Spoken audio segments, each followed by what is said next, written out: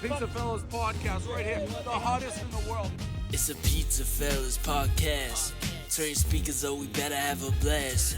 Grab a drink, fill a glass, light a cigar, come on, let's make it last. Pizza Talk with Sal and Joe, Oliver, Antonio. Pizza stories, they gon' tell us. Let's have some fun with the PizzaFellas. PizzaFellas Podcast right here, the hottest in the world. How's fire? That's fire. Hey, what's up, guys? PizzaFellas Podcast, episode 75. And I got to be honest, let's give a round of clap for 75 episodes in, quick. Thank you for those who've come out. Honestly, this is probably a great thing for us at episode 75 because for 75 episodes, I've been trying to get someone that we can just talk sports for most of the podcast.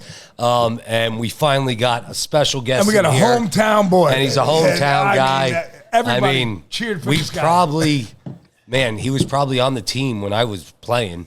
You're probably a freshman because what year did you graduate? No, I came in my junior year. Your junior year, so we'll get to that. But, okay, either way, we definitely know a lot of people in common. Andre Williams, thanks for coming on. Beast. We appreciate you coming on tonight. So, fellas, I appreciate you guys for having me on your platform, man. This is excellent.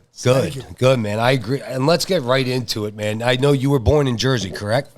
Yeah, I was born in Poughkeepsie, New York, but Okay. I grew up in Oh, Jersey. Poughkeepsie. We're in Jersey.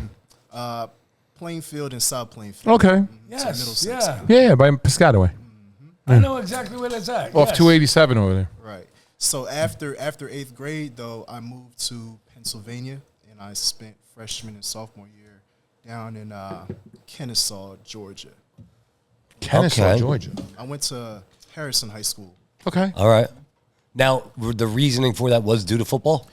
Nah, it wasn't really like that. My parents are they're Jamaican, man. My dad, he came here when he was like 19, 20 years old. He's an Okay. HVAC contractor. Oh, okay. So he just built his own business. So hard-working, middle-class man. Hard working. Awesome. Workaholic, really. Yeah. You know, but Barely got to see him when you were young. You're the only child, or I there's... mean, he was home every night. You know what Well, I'm so saying? was my But dad, but, you know, he he's worked all working. day. He's Yeah. working 14 and hours it's a day. crazy Yeah. because now he's granddad, and it's like he's granddad and he's down the street and stuff, but he ain't wiping no ass and putting on no diapers, man. Yeah, that's how they listen. They did all that. They're hardworking men. I did that for you, man. Yeah. You take care of that now. That's good. So then, was your mom a stay-at-home mom? Nah, she worked too, and she was like she was like my wife. She was in the hospital as Okay. a what do you call that? Like a patient care technician type. Yes. Yeah. Okay. So you came home with a middle-class, hardworking family that 100%. you learned good values from. Yes. What part of Jamaica were you guys from? My dad is from his mom's house is over in Salem. That's Montego Bay area. My mom's Okay. kind of from the mountains, St. Off on the mountain. I got to say one thing, though. The grill and some of those beaches there, the best in the world. It's just different out there. Oh, my God. And the people are just, they're gracious. They're free. Yeah. Because they're free. Yeah. I got to say, we're going there this summer. Enjoy yourself. We're going there man. this summer. Yeah, What, we are. the We're going Princess? to Princess Baja. It just opened up like last year. It's a new one in resort, all-inclusive in In the Montego. grill. Is it the grill I think or it's Montego Bay. It's Montego? Yeah. But they have some, oh my God, the water. And some of the food, I mean, I get along there. I have to have jerk chicken. Like if you're going to the grill, I always have the driver stop. And like there's a place on the left side of the road. And we just go there. And they're like, you got to leave. I was like, no, I'm eating my chicken. They trying to kick you out. I got my rice. Yeah, look, go eat the food, eat some fruits and vegetables, man. I can't remember the first time I had a mango over there. I don't even like mangoes. I don't like mangoes. No, the I fruit ate there them is over good. Here, but I had the mango at my uncle's house over there. I'm like, what kind of fruit is this? He's like, it's a mango. It's good. Yeah. It's good. Yeah. It's real. The fruit over there is different everywhere, though. Yeah. Anywhere you go, any island, something like that. Because they can grow whatever they need, especially when it goes to the tropical fruits and stuff like that. I mean, time. they can do it. And it's really delicious. It really is. Now, if we fast forward, we go to Georgia. You said Harrison, correct? Are you playing football now at this time there? Oh, 100%. Football, I started playing. I really wanted to play earlier. I started playing in 6th grade, but Me too. When I was 2, I got hit by a car. Oh, shit. Holy shit. I was Wow. my mom was shopping with me and my older brother. He was supposed to be holding my hand. So I was Just 2. talk a little closer to the mic. Yeah, I was 2. He was 10. He's 8 years older than me. He's supposed to be holding my hand, but I'm ripping away and playing hide and seek. But one time I ripped away and ran into the street and got whacked. And the guy tried to like drive off. He ended up catching him, but they say that I spun around in the air and rolled under another car. Somebody had to come lift the car up and pull me from under my it. God. Holy shit. So my first memory is watching a helicopter land. It landed in like a school field. This happened in New Jersey? Mm-hmm. Wow. Yeah, Wow. New Jersey. Wow. So I see I'm laying on my back. I see the helicopter landing, and then I was rolling into the hospital. I can remember like the first couple days right after it happened, but I don't remember anything before that. But I was 2. Yeah. So even the fact that I remember You're resilient. that is kind of crazy. You're resilient. Yeah. Well, that's what I thought, but my mom didn't want me to play football because I had, like you can see right here on my forehead, it's a scar from. Yeah, I do see that. Yes. I had the white meat hanging out my head. So the doctor was like, he suffered a head injury and he's out right now. When he wakes up, he might be different. He might not be the same kid. So they thought I was gonna be messed up, but I think it kind of just Made you stronger. it matured me a little bit. Yeah. So my sister's like, yeah, ever since you got hit by that car, you just been acting like a little old man. So I don't know what she mean by it, but How many siblings you have? I have 3. So you have 3. Yeah, so Brothers, sisters? I have older brother, older sister, then me, then a younger brother. All born exactly 4 years apart. Everybody in September. Nonetheless. Except for me, I'm the black sheep. I can't. That's planned by your parents. You realize that. We planned the same way with our children. It's a mating season. That's funny. How does it work out that perfect? Yeah. You plan it. So when you were in Jersey and you started in 6th grade, what school did you play for?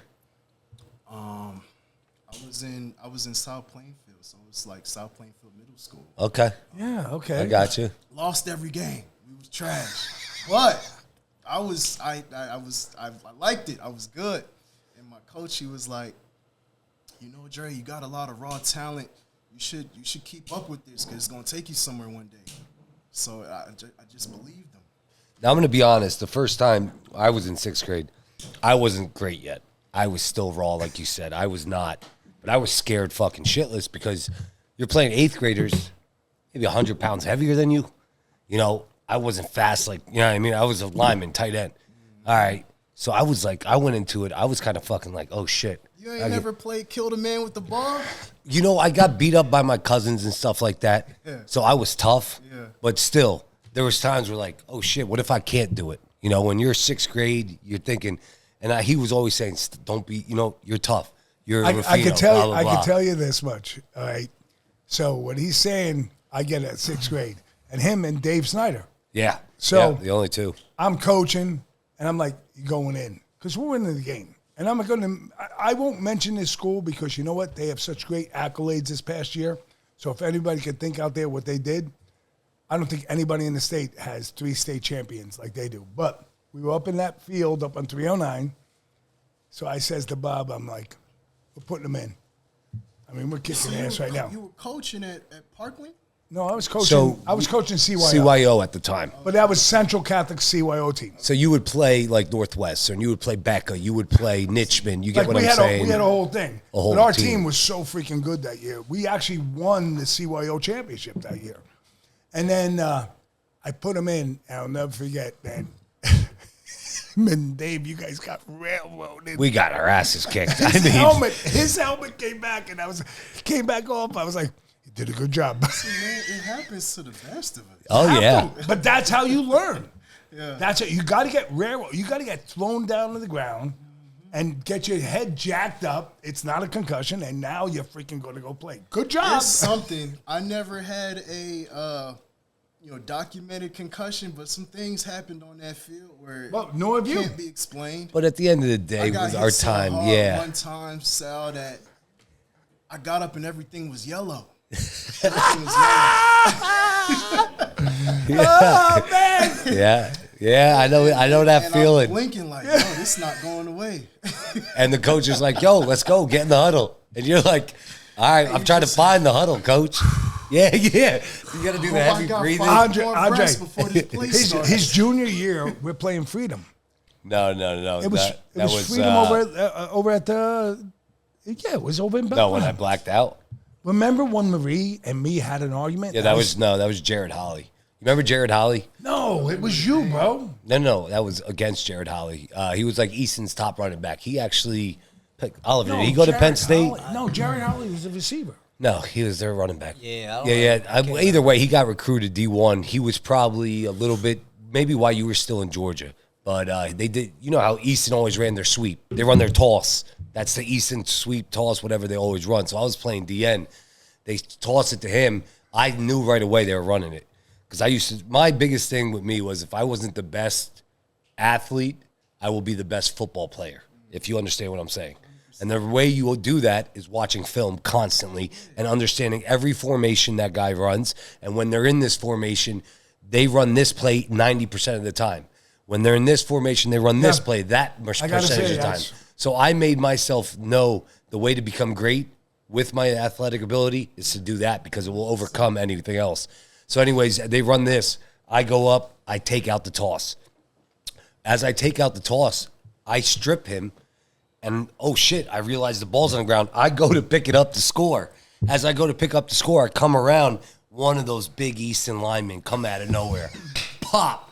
And I'm talking about just like you said. I got up. All I saw was yellow. And I'm black. And I'm like, yo, where the fuck am I right now? So on the sidelines, he comes back. And I'm like and this. the trainer's like, he's not going back in. I was like, I'm his father. Get away from us. Get out of here. He's going back in. And then the coaches are like, let's go. You're on offense. You're on offense. And I'm like, and fuck at that time, offense. it's Central Catholic. That's bad politics, bro. You're going in. That's bad politics, man. But that's how it was back in the day. You know what I mean? You just went with it. Yeah. But as you get back into, so you play at middle school, and then what made you go to Georgia? What was the reasoning for that? All that? My parents, They had to know you had talent, so they sent you somewhere that was really good. it wasn't like that. It was more so like my dad was an HVAC contractor. He was making good money. They was trying to move around and see what else was going on out there. Chasing the money. And my mom, she had a friend that had just moved down to Georgia. They had two different ideas about what this new house was going to be. You know what I'm saying? Because he stayed up and he wasn't going to. So your mom wanted to move to Georgia. Okay, yeah, I got He you. kind of wanted like a summer getaway. But we ended up going down there with my mom for a couple of years. And I liked it down there because it was a football factory. Oh, yeah. That's the crazy Oh, yeah. difference, right? It's unreal. Football's everything there. I'm talking to some athletic directors about this right now, right? The difference between the South and the North, up here, football is an after-school activity. Right. Down there, It's an all-day activity. it's a lifestyle. It's a religion. Yes. So if I'm on the football team, my whole schedule is going to be different than everybody Of else course. in the school. At 11 a.m., all of the football players is going to be in PE. You know what I'm saying? And the PE teacher is going to be the coach. And we're going to go lift some weights together. You know what I'm saying? So what's wrong with that, though? There's nothing wrong with Nothing. that. I love it. I'd rather it do should that be that than way. play fucking volleyball. It's gonna help you. It's gonna help your team. 100%. And that's why they do. That's why they're different. They're different. And instead of study hall, all the football players meet Texas, at 2 p.m. They for should be film. Florida, Situation. Alabama, All you all gotta those. do film. Is go ahead and fix up. There's nothing wrong with it. No. It's not taking anything. And away you from become your very schoolwork. disciplined. Because I was down there doing it in Harrison High School. I was still taking AP classes and all of that. Yeah. It wasn't hurting me. No. It was helping me. Yeah. Of course, you It's went to structure. Boston College, bro. Yeah. So when I came So up here you were educated. Yeah. I mean. So how'd you end up getting back? Am I jumping over the cell? No. Real How'd quick, you though, end up coming? Real Go quick, ahead. though, to get back to what you're saying, like you're talking that, I just saw the other day John Gruden. You know, he has that QB coach. Yeah. But he has all Will Howard, all the QBs coming out this year for Barstool. Yeah. And he said, You know what's the biggest bullshit I see right now is all these empty football fields. He goes, there's gates, they're locked, people can't go play. How are you supposed to get better if these fields aren't allowed to be played on, or you have to structure, just like you're kind of saying in the sense of let's go, promote football. Promote it as that, which I believe up here, if we started doing that, that would change the whole culture. Oh my God. That's Parkland. They don't even let you play the youth except for one game on their field. Yeah, Field's look, just empty man, 90% of the time. Listen, not to change the subject, but how about the stadium being built out of that Executive Executive. charter. executive? Yeah. Did you see that stadium, bro? Nah, Man, I heard it's that he was it's gonna a do some, badass That's stadium, one of the guys that I bro. was talking to, man. That's One of a the guys that I was talking badass to. stadium. Because when you can set up that situation, Yeah. where all the players are there at 11 a.m., now you can come to somebody like me, a third party that can give you something outside of the normal educational experience to help you win a championship. Yes. You know what I'm saying? Yes. So No, I Who doesn't agree. want to win championships? everybody wants to win, but they don't know how. But I'm telling you, that's the difference between the South and the North. If you just made that one simple change, we could. Oh, there's the stadium. Yeah. How bad is that? And the parking lot is under the stadium. Under the that's unreal. Parkland has that kind of opportunity too. That's easy. Yeah. Yeah, they do. And they just need to capitalize on it. So what do you move to? Coming Yeah, so up as here? you go, what made you come back now up here? Just some Like things. I said, my mom and my I dad got had you. two different ideas about what that house meant to them and us as a family. So we had to come back up north. I got you. And we weren't gonna go back to Jersey. So PA was the next best idea. And hey man, I wrote a whole book about it. It's too What's too the book's much. name? The book is called After the Last Snap. When After the Last Snap, After okay. the last snap. When the game ends, life begins. So were you talking about in your high school years? yeah, it's my memoir from 0 to 30. Wow. You wrote a book too. I know I'm jumping, but Yeah, Well, yeah. after the memoirs, Yeah, right? He After just the said. last Like, snap. after the snap. so you After came the up last here, snap, what, yeah. junior year? Yeah, I came up my junior year. So it was freshman year. Played freshman ball at Harrison. What time? What This year? was 2009. 2008, 2009. And Okay. then was my junior year, and then 2009, 2010 was my senior year. And who was your coach at the time? Coach Morgan's. Oh, he's the best. Oh, Yeah, hey, oh Isn't Coach that crazy? Morgan's- Coach Morgan's coached him. He coached me. He learned with me. Yo, You know, one day, so I'm a sophomore, and we used to have to walk sometimes to Jordan Park from Central. Jordan Park, think about it. But they put us on a bus. that's what I'm trying to understand, because you said we was playing over there on 309, so I'm thinking you playing at the Parkland Stadium. No. That was a game that he played. We were talking about. All right, Right, so Yeah. right. all right, so I'm at Central. We're playing football, and it's double sessions. I mean, we're going down. Double sessions. And you could not. You had to leave the gym holding your cleats. And Pete Craw, Timmy McGorry's Timmy grandfather. McGorry's grandfather. Pete Craw was the best, but you had to get his respect. So he'd give you cleats, and when you were a sophomore, forget about it. You got the worst cleats. In my day, the screws were coming through to your feet. Oh man. It was hard, bro. It was horrible. So we go down. Some shit happened. I was a sophomore. I had no idea. It happened with like the juniors and seniors. We go down. We put on our fucking cleats and shit. Excuse my language. And all of a sudden, coach goes, "Round it up." Well, what you heard "round it up" was down-ups. Start counting. We did 1,000 freaking down-ups. I can't even explain. Down. You couldn't even keep up. You just You did were- 1,000? Yes. Yeah, Coach Morgan still to this day. It was 1,000. Believe me, I asked him years It was ago. back in my This day. is 1982. If Those you are had a numbers fight, that I like to play with. listen. If 1,000. you had a fight, so say the guard and the DT had a fight in a practice, we would lift the line over, move to the other hash while we beat the shit out of each other. Bull in the ring. The first time I did bull in the ring, my left leg still has a bulge on it. Yeah, but them 1,000 Jonesy- down-ups added probably like 7 years to your life, man, for real. Bro, I can't even believe we did it. when first time I saw Bull in the ring, I was like, boom, Jonesy hit me. Al hit me, boom. I was like, what's going on? Next thing you know, listen. Why do we keep coming back? Well, yeah, and then Kevin hit me. I was like, oh, I went down and was like, holy, get the, and then, you know, back in those days, language was everything. So when you had a drink, we didn't get like Gatorade. Nah, there wasn't The no water Gatorade. had ants in it.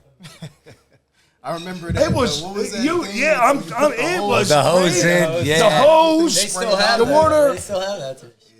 Yeah, man. Looking to take your brand to the next level? The PizzaFellas Podcast rely on RyanStarkMedia, specializing in creating bold, impactful content that tells your story and captures your audience. From stunning visuals to cutting-edge strategies, Ryan Stark delivers results that stand out in today's competitive market. Let Ryan Stark Media bring your vision to life.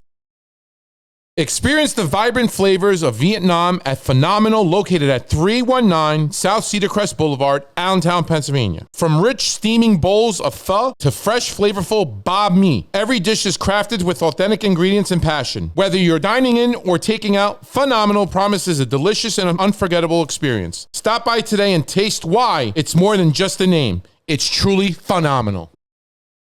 So you came Coach Morgan's and won the Listen, first. this But is by what the I time he gotta got tell to you you, about he's Coach one of the greatest Morgan's, coaches. man. I love Coach And Morgan's. This is why I wrote I about it in the love book, him. is when I came here, Parkland had just lost the state championship. You know what I'm saying? So they already had a team.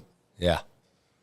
Just like you said, it's my son. He going in the game. You know, that's politics. There's politics in sports. It happens 100%. everywhere. all the time. 100%.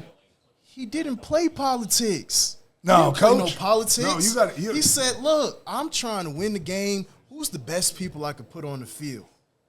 Senior running back room was mad at me, but there is a way that you gotta kind of like when you're the running back, you're the guy. If you got synergy with the O line, it don't matter what nobody else. Andre, is I have to talking say about. this much, You though, know? bro. You were a beast on the field. Like, I'm not here. I'm not kissing your ass. I'm just telling you, I was coaching back then. Okay, I was at Central Catholic. So You were at Central Catholic? Yes, I was a coach on All Central. right, do you remember this game? The Central Catholic, Parkland played Central Catholic in the playoff. I don't know if it was the playoffs. It might have No, been right we before never the- played regular. in the playoffs. It was a it was regular right game. before Yes. the playoffs. Yeah, last game of the season. We had a sweep. Maybe Easton had a sweep, but we had a toss sweep play. I swear we ran a toss sweep maybe 4 times in the game and scored on every single toss sweep. I don't know why you guys couldn't stop it. Because they were running a fucking 3-5. Coach Greg, he's the D coordinator at That was Freedom. 2000. That was 2000. 2009, 2010. That was Harold. 2010. That was Well, no, but Harold he wasn't had- the D coordinator. Greg No, was. Harold was the head coach. Yeah, but the D coordinator was Greg. Moore. They were And running a we 3-3-5. had. I have to say this much. You can't The run a guys we 3-3-5 had- against Parkland at the time. You guys were running fucking Sally sweep this way, that left, that way. You had 25 linemen on the fucking field, and you only allowed 11. You get what I'm saying? Like, you can't run that defense. But you against that. were a freaking beast, bro. And I can remember being there, and I'm like looking. I'm saying to myself, we're on that field, and I'm just saying, this, holy shit. And our boys, I mean, look, we had the next year, 2010, we won the state championship.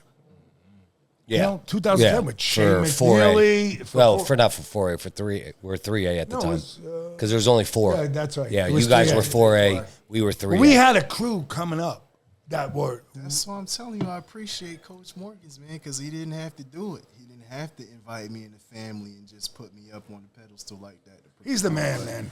I love him. I appreciate We saw him Thanksgiving. Yeah, we saw him Thanksgiving. You know, at and like to Volpe's. hug him, You know, like he and just always- like say, "Hey, coach." Here's the one thing I always say to people. He coached me back in the 80s, and when I see him today, hey, coach.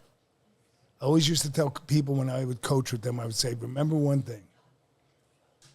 30 years from now, 20 years from now, if a person doesn't call you coach, they didn't respect you. Yeah, true, Joe. And you're saying here, Coach, you wrote about Coach. That's how much you respect him.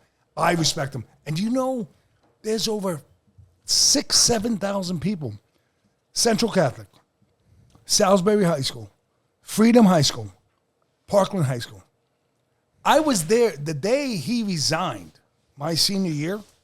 So we have 22 players my senior year, which in the 80s, we were the best team in Central. Had he coached us, because we were the first weight room team in Central, okay? We were the first team that they put a weight room when they started to institutionalize lifting weights. You say you had 22 players. That was the whole team? Yeah, 22, Central. no, 22 juniors and seniors that committed to go to Penn State camp together to make ourselves better, because no other team ever did that. We were the first group of people in 83. Yeah, but Central was always small. Yeah, but our team. it was. I can tell you the plays. That was 22 of the greatest guys I've ever played with. 22 is a small team. Well, no, we had then sophomores. You understand? Don't forget, I played with Ed McCaffrey. Even still, if you had sophomores, how many sophomores do you have? No, Bro, you have. in those days, you played both ways. Yeah, I never left the my game. years, I was nothing. on punt. I was on kickoff. Yeah, I was on I was on everything, too. every single, and you got in I could imagine being on all the special teams and offense. I did that, but going both ways. I was the played- snapper for when we did field goal. I was the snapper. For 3 years, my sophomore, junior, and senior year, I was the punter. I was on every special team. Yeah, you never the came only off time the I field. came off the field was kickoff because I didn't fucking feel like running down. Yeah, look, I don't know, man, because I'm in the best shape of my life right now. Right now. Back then, I was like, of course, I was Yeah, you're young. still young, yeah. You know, I though, didn't they have used the to- they used to- discipline that I had now, so I don't know how. TJ doesn't come off the field. Yeah, you do TJ. now. TJ don't. TJ leave the field. Lawrence right now, He yeah. ended up with what 1,700 yards, Yeah. 400 receiving, and then he led with 77 solo tackles. Wow. Yeah. That's a He had a lot. hell of a fucking year for a sophomore. As a 10th grader. Yeah, for a sophomore. And he led last year as a 9th grader in tackles, 62. Now that's how it was back in the day. You just played, and you didn't. There was no question about it because you wanted to play. And if you got hurt, my God, my last game against Becca, we were at Bucky Boyle, so we went down to Bucky Boyle because they had lights, so they wanted to have 3-hour practices. So we would walk down through the ward, and there was a place called Andre La Manzana de Oro. Was the most vicious place you could ever walk by. I mean, there was everything going on bad in the city. Went through there, and we go by with helmets like, "What's up, guys?" And that's Central letting you go down. We went down there. We're hitting the sled. Dave, you remember that? La Manzana de Oro, right? Second ward, right? Badass place. And we would walk through the second ward, Bucky Boyle. So Bucky Boyle, what went on there? Everybody drank 40s. Back in my day, it was 40s. And then they break them on the field. So we would hit what they did my senior year was you hit the sled 100 yards the first team. Second team turned it for 10 and then went straight 10. Now you go 100 yards to the end of the other end zone. They hit it for 10, move it 10. Now you go 100 yards to the end. So we were hitting the sled. But honestly, at that point in my season, I loved hitting the sled because I could hurt the person on the other side of the line. It got me lower. I knew if you went up, your neck would go like this if you hit the bar. Those were the old sleds with the bar. And you go, oh, fucked up. This sucks, my neck. I think that's why my 3 and 4. Better hit it right. You ain't got to hit it right. But you would learn, and you get on somebody, you kick their ass. You know? I mean, we were the only team that beat Easton in the 80s in Easton. Hey, man, that's the team that was my last high school football game was against Easton. You win? Against Easton. Nah, we didn't win, man. And I hurt my shoulder. I'm like, damn, coach, my shoulder's hurt. I got to get back in the game, coach. He's like, go in the game. That was Coach Lane, Frank Lane. Oh, yeah, Coach Lane, I know yeah. Lane. I know Lane. Coach Lane. Yes. That's funny. He just told you go back right in. So what would you say your best game of your Parkland career was? Because I read up, I know, and at that time I was in Boston in college. So I don't know, man. I don't know what the best game was. I You had a felt. bunch of I good know. games. I'm telling you about that Allentown Central Catholic game. We only ran one play. And I might be exaggerating, but that's what it felt like. Every time we ran that toss sweep, left or right, because I was playing the fullback position, the right halfback and the left halfback. Didn't matter. Who was getting the ball? I'm playing it. So we was running toss sweep, was running dive, whatever, and that game was just at the time, it's like you didn't sweat, you know. Then the spread wasn't big, like the spread offense. Yeah. I mean, they're not even really. We ran a wing tee. That's what I'm saying. So Yeah, you guys the wing tee. continued. I love the wing tee. and it's crazy because But you have a wing tee spread too. Then that developed into. Yeah. You guys developed that. It was. I came from a school. They say Coach Cobley, who was the head coach at Harrison, was like one of the pioneers of the wing tee. So I was already. That's part of the reason I got on the field too, because I already knew what was going on. With Yes. It was easy to pick it up. So things just came together. There was a game we played against East Stroudsburg South. Oh, Yeah. you had to demolish them, man. Well, nah, this was a playoff game, and I think this was the game after Wallen Paul Pack my senior year, and they had another real nice DB, and I ended up seeing him in the league later on. But they had some new turf, and my cleats was I was sliding all over the place. So Robbie So your trainer didn't adjust your cleats. I had to, that's when I started playing with these, they're called Dynaclaws. They're like special type of cleats. I always wore them after that, where they kind of like, they work really well on turf. They grab the turf, give you great traction. In like grass, especially wet grass, no good. But I had the cleats I was wearing was sliding. I couldn't keep my feet. Robbie kept us in the game the first half. I was able to switch my cleats in the second half and tore it up. And then I think after that, we played Easton. It was a night game. It wasn't raining, but it was wet. Were you at Easton or at Parkland? At Easton. Still a grass field, Cottingham. What a stadium, right? That fucking stadium. I hate that fucking. And when the band comes out, man, Keep it like that. what do they have? Like 500 people in the band? Is it like when the band makes the death march, and they're on the one side? Back in those days, they were on the. You would come in by the locker rooms over here, but the band was up there, and then they start playing that music. You're out there, boom, Yeah, they know how to create an environment. They created an environment. I mean, when we beat them, they said, we went off the field. Get on the bus, keep your helmets on, and boom, boom. Police didn't stop it. That was like, cheaper. we're sitting down there like this. I remember I was by the window. Whoa, what the hell? I'm shutting my eyes. I don't want glass in my eyes. They hit. What were they throwing? They're throwing bottles. Oh, it's like nice. beer. It's not. It's in the People did that '80s. too. You know what I mean? It's not. Not now. They ain't doing that shit now. Right. When we were. No, but when in we my played, day, when back you in the beat day, them, yeah. you had to get the hell out of Dodge. Now they just curse at you when you beat them and shit. I'm being serious. You know. Antonio, we got on the bus, full gear. Already we were winning. Everything, all the equipment Was already on the bus. We didn't go to the locker room. You went out the gates, and we're like this on the bus, and I'm like, Ain't no boom, ham sandwiches. boom. Get out of here. What ham sandwiches? We were like, get the hell out of here. We couldn't wait to get the freaking my God. That's Center awesome. Street or those are whatever. games. Keep yourself. So as you go through your high school career, right? You're at Parkland. You're having a great career there. You're enjoying the Valley. What made you come to Boston College? Because I know, like, when I get recruited, there was a certain coach or there was a certain experience that I felt. Oh man. Because he went to Bentley in Boston. Yeah, I in played at Boston, Bell. too? Yeah, I was at So the when same you were time. at It's Boston crazy. College, you guys were there at the same time, bro. Yeah. I So had what schools recruited you though? Besides, my BC? my first offer, my first D1 offer I remember was Vanderbilt. Wow. But I never took. I only took an official visit to BC.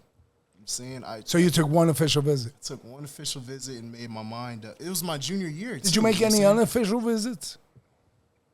No, the coaches made the unofficial visits where they would Okay. come and sit down with me. Yeah. In the oh wow, coach's office and talk to me. And I had got the first. I think my first offer was from like James Madison University. Okay. Great school. First D1, and they're D1 now, aren't Yes, they are. Yeah. They are now. But they Horton were worked there. D1 Horton AA went at there. that No, point. he Wasn't went to it? Richmond. Oh, Richmond. Okay. And so Pitt comes in. I already had a couple offers on the table. And we sat in the room and we talked for at least an hour about this and that. And at this point, I'm thinking, like, this guy got to give me an offer, right? He's like, well, I want you to come out to camp. I'm like, come out to camp? You didn't tell me I got any. Come out to camp for what? I'm going to wait and see what else comes in. You know, so Yeah. at that point, I had options. And then, but it got to the point, I'm like, this is frustrating. I don't want to do that again. You know, I went and took the visit to BC. Realized it was in the ACC conference and be able to play up and down the coast. Got great competition playing against Florida State and Clemson, all those teams. I'm like, this is cool. And then I went and you're going to travel. You're getting on the plane, getting your bag, all of getting that. your ticket, But at BC, have your ID. I went to the game. They had this running back named Montel Harris. Okay, Montel yeah, was, yeah. He Montel. was the man. Yeah, where did he play in the pros? He He didn't play in the pros. No, he didn't. I feel he like I didn't know the play in name. Pros. Well, he was the man at BC, and I seen him. I forget who they played, but he balled out, man. And I'm just like, damn, I could play early if I go here. I could be Montel, and I stayed with him. So you saw that. Yeah, I seen it. He showed me a great time. And You red shirt or no? Nah, I didn't red shirt. So you went right in. Yeah, it was. I got out of there a semester early, to be honest. Are you serious? Yeah, I've read that. I graduated with my degree December of 2013, but I was really a 2014 grad. Bro, man, that's freaking hats off to Being you, an man. athlete and do that. That's very hard to Look, do. I mean, it's. I want to say how I did it because honestly, like, this really how the kids should be thinking about it. I went in and I'm like, damn, I really might go. If I made it this far, I really might go to the league. There's a chance. That's why I'm here. I want to see if I could do it. Well, So can I say this much, though? Yeah. Aren't you one of your 17th or 18th that had over a 2,000-yard season? yeah, I don't Am know I how like many it was. but that's? it's- I'm very envious of that. That's in a good way. yeah. That's an achievement in the NCAA. Like you're in the top That- 25. That's why. What were you, sports- 17th or 18th? At the time I did it, I think there was. I might have came in at 9. You know what I'm saying? Wow, are you serious? It was something. Yeah, there's more. Do you people realize that- that's an accomplishment? Did you have that in 2 or more years, or did you have that? No, that was 1 year. That was 1 year. 1 year. One What year. year was that? Was that your last season? Yeah, it was my last season. Wow. Bro, man, that's That's the Heisman, man. Andre. Like Yeah, that's why unbelievable. You were bro, one of man. 6 finalists. That's why sports is incredible because human beings love the superlative. They like the best of. Yeah, so but- you play sports and you have the opportunity to go claim your superlative. You can stand on it forever. You're so freaking humble, bro.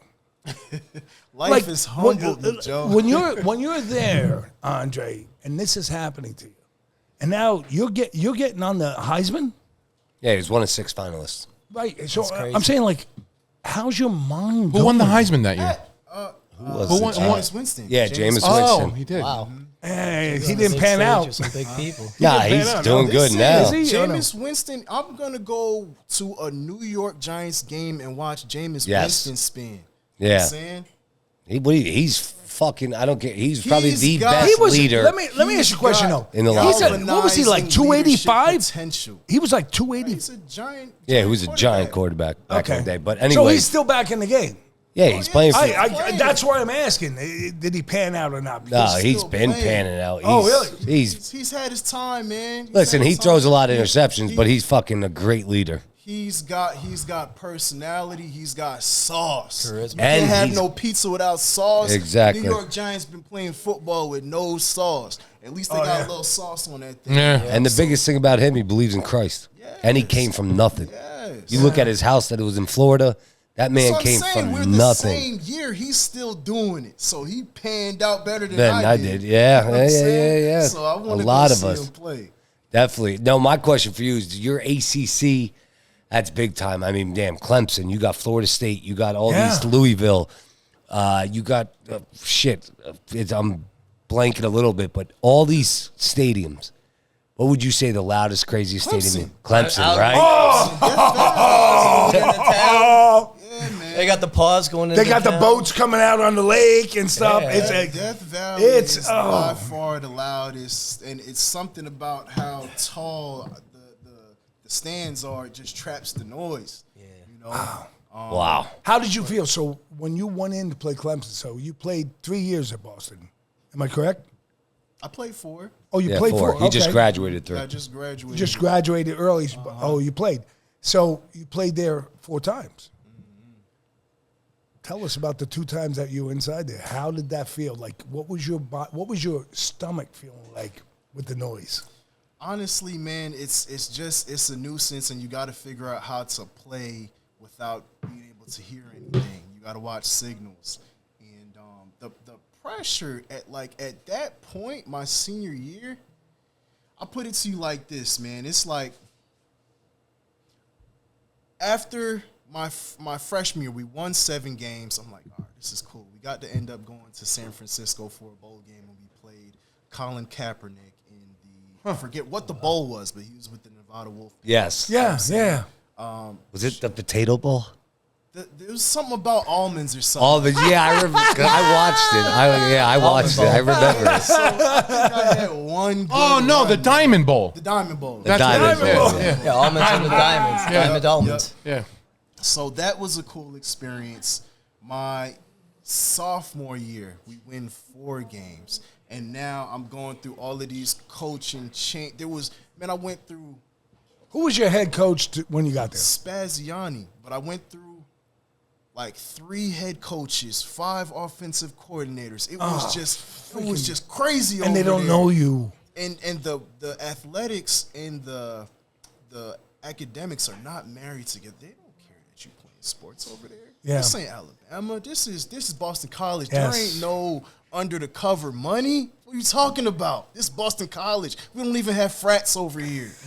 So, Did you go eat the burger? What was the place that had that like 12 burger high thing? I didn't. Eagle. It was Eagles. Eagles That- Deli. Eagles Eagles Deli. Deli. Eagles Deli. Yeah. Eagles Deli. Crazy burger. Yeah, I've eaten there.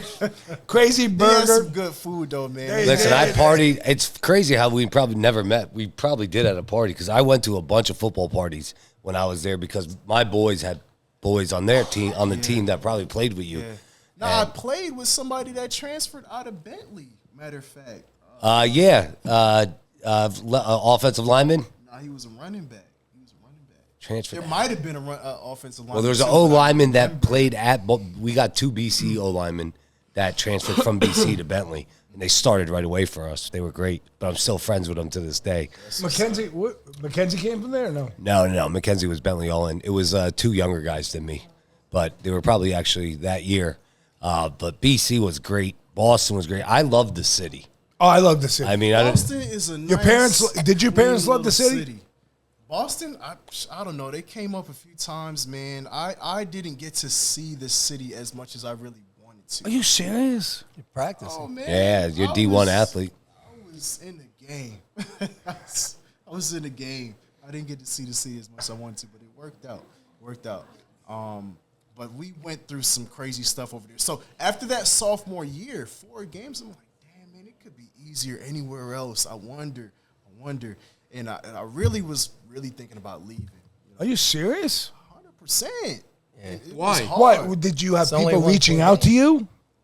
I didn't have people reaching out to me, but I knew I had options. Yeah, You know but what in I'm those saying? days, it's not like today. It wasn't if you, that if you easy. transfer, That's what I'm it's saying. not I easy. Like, you prayed got to about sit it, out. Joe. I prayed about it, and I got words from God. He said, if you are who you say you are, you could do it anywhere. You could do it here. If you leave, you're going to delay your future. That's what he told me. That's And I'm like, if I am who I say I and am, you're playing football saying those words. 100%. God bless you. Look, if I think that I'm the biggest thing out here, I'm going to be disappointed and depressed one day. I coach you any day of the week. I'm coachable. Coachable. Yeah, you're But right so about that. You believe in yourself, You though. have to believe in yourself. That's what it takes.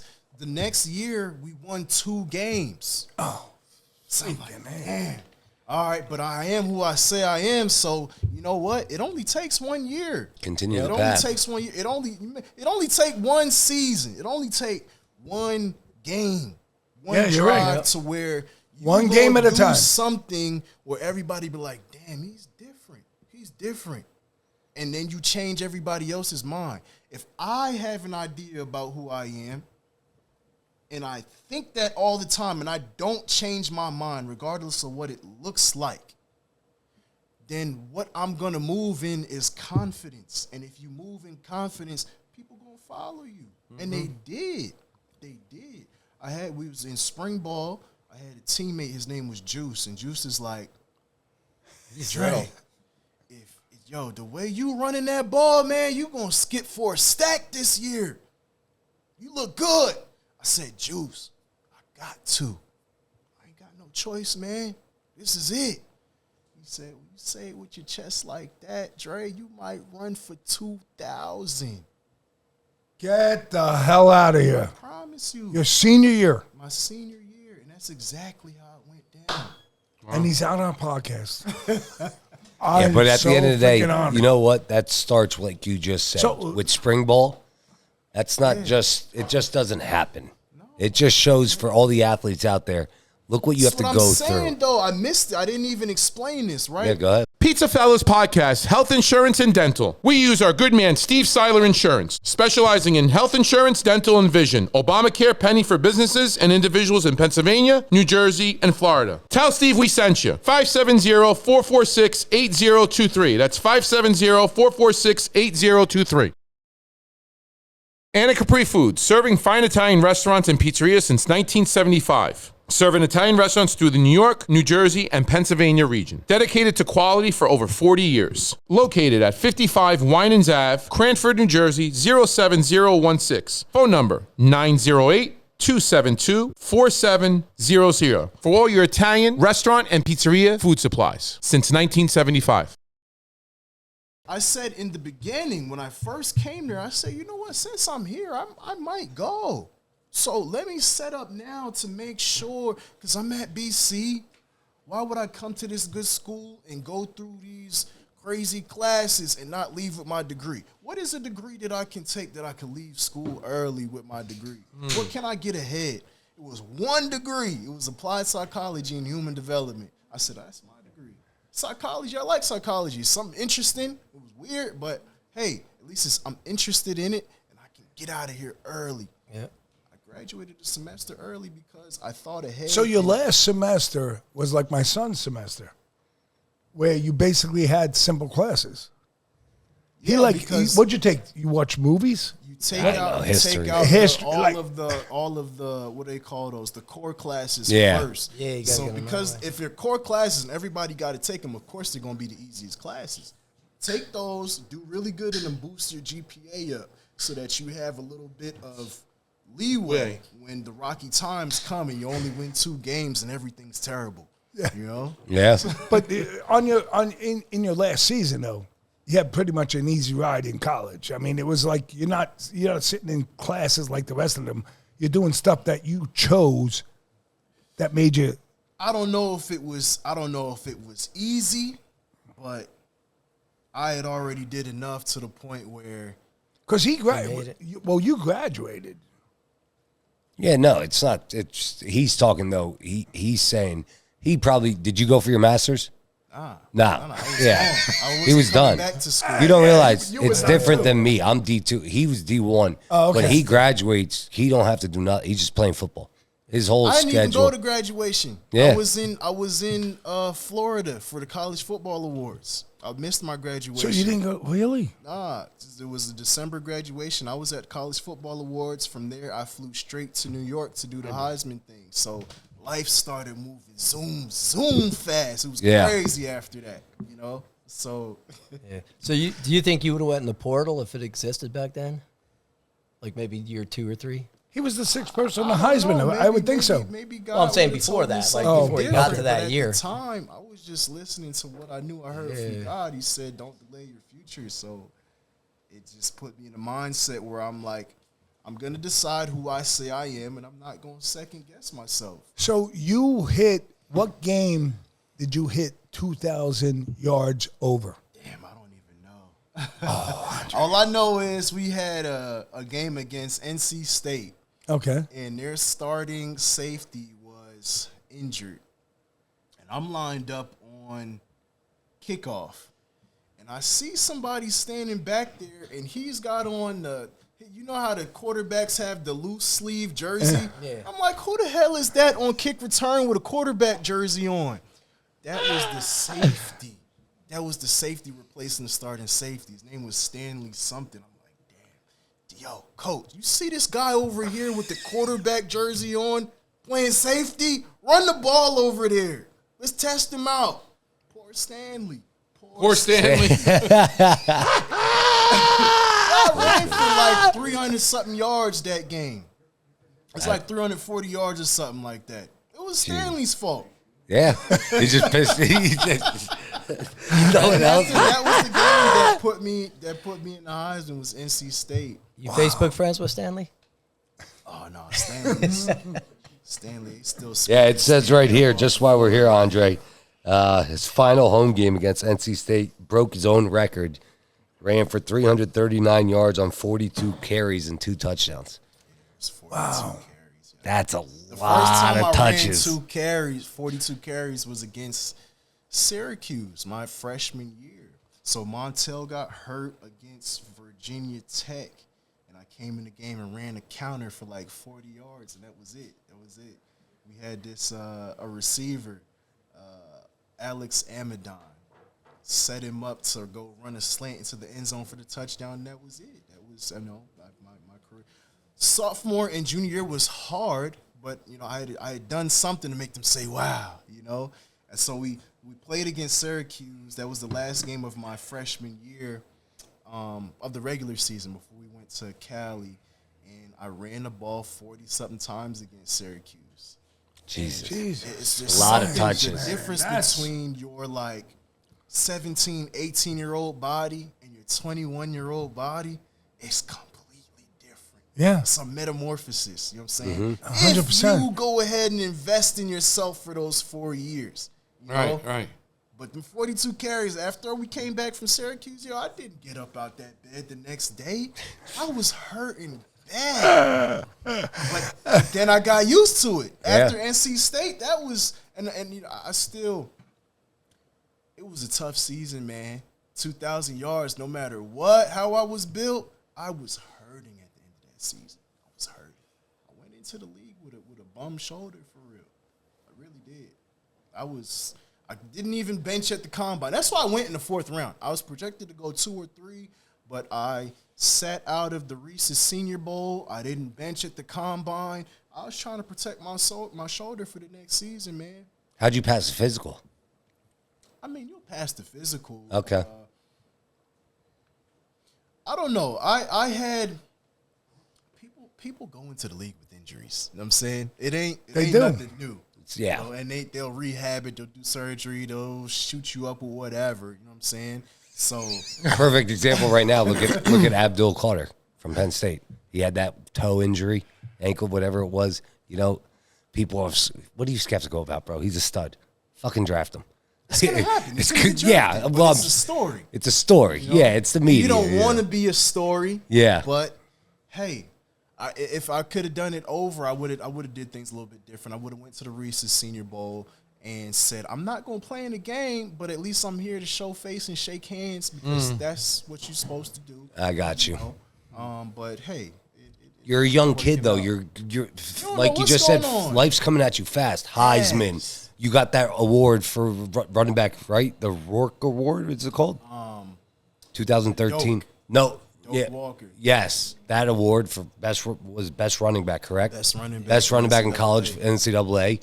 I mean, listen, you're the best fucking college running back in fucking NCAA right Look, now. I did something. We talking about me, but there's another running back from the Valley that just brought back the Super Bowl. Saquon. Yeah. Just brought back the Super Bowl for the Valley. We're legendary. Yeah. For real. That's special, guys. And it shows when you have an Tell you. offensive line what you could do. I mean, I was watching film on him when he was at White Oak. I coached against him his whole high school career. I was at Central. I was, This guy, was telling Terry, it's I'm like, unreal. look, I called the Super Bowl victory because this is the thing. These Giants, right? Every time they let a first-round pick go and they go somewhere else, the first-round pick go pick up a Super Bowl. I seen it happen with JPP, played with him, got it with the Bucks. Seen it happen with Odell, played with him. He came in my year, got it with the Rams. Kadarius Toney left to the Chiefs. Yep. Busted the Eagles up on that kickoff return and set up the victory. He got a Super Bowl. I'm like, Saquon is about to win it with the Eagles. I should have put some money on it, man. Big money. But how beautiful is that for us? Well, it's gorgeous. My opinion on like the PA football, I say it all the time and I don't give a shit. I think it's the best football up I don't know from... if it's the best because I've been around, but No. got I'm the- talking about before the South. If you're talking from Maryland up to Maine. You got Ohio sitting over there, man. That's Ohio there. And you know what's But crazy, listen, right? we're still... Ohio State head coach is Ryan Day. Yes. Ryan Day was the offensive coordinator that really pioneered my senior year. Holy shit. Yeah. He was the OC at... The OC. He should have been the head coach, but you know Boston College, they like their bald-headed Italians. Italians. What is it? Andazio? Yeah. Andazio. Saziano. Yeah. Andazio. Yeah. So I got my gripes with BC. Yeah, that's how it is up there. You're right. No, I know exactly what They you're want to go to saying. South Boston and eat some Italian food. Yeah. They like yeah. that stuff, but hey, it was Coach Day that really put that together. Me and the head coach, we had. You still talk to him? Coach Day? Yeah. He's too busy for me, man. He's too busy for me. He's doing his thing up there, and I'm happy for him. I haven't talked to him in a long time, and I don't really want to talk to coaches because then coaches is going to ask me to be a coach. You know what I'm saying?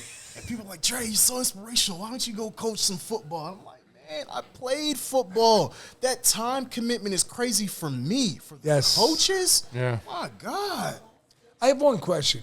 Explain to everybody that's going to watch this. When you got chosen to be part of the Heisman, let us, like me as a coach, I'm sure my son is a player. Like when you see that, and you get a phone call, do you get a letter? How does that come about, bro? I don't really know how it happens. All I know is somebody from your school is going to give you a phone call and say you're going to New York. That's how it happened. The whole experience is kind of like,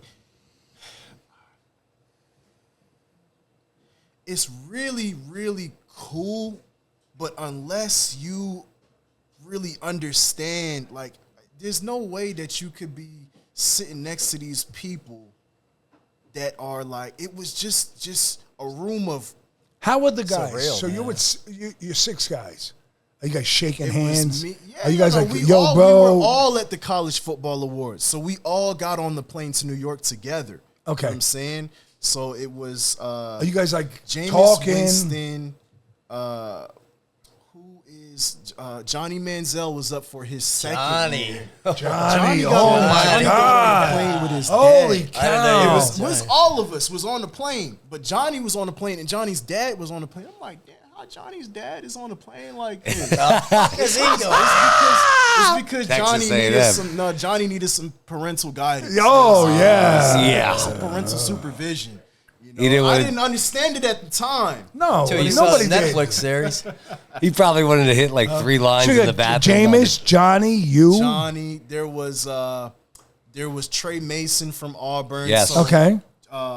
Florida State and Auburn had played in the national championship, and Florida won. Mm-hmm. You know, we played Florida State. I put up 150 on the Yeah, and you guys national almost championship. upset him that year. Yeah, but we almost don't count though. Yeah. But I put up 150. 150 counts. 150 fucking counts. But there was Johnny, there was Trey, there was John. There was Jameis. a quarterback from Alabama. Oh. Dang, what is his name? He played for the Bengals when he came out. He was drafted by the Bengals. Oh, yeah. I tall white kid. What the fuck's his name? Yeah, I can't remember his name. I know you're. And then they had another. He didn't pan out quarterback. though. I think he won a championship with the new XFL. Oh, did he? Yeah, when it came back, his team, I forget where he got drafted, but I think they won. Oh, that's good for him then. At least he got something out of that.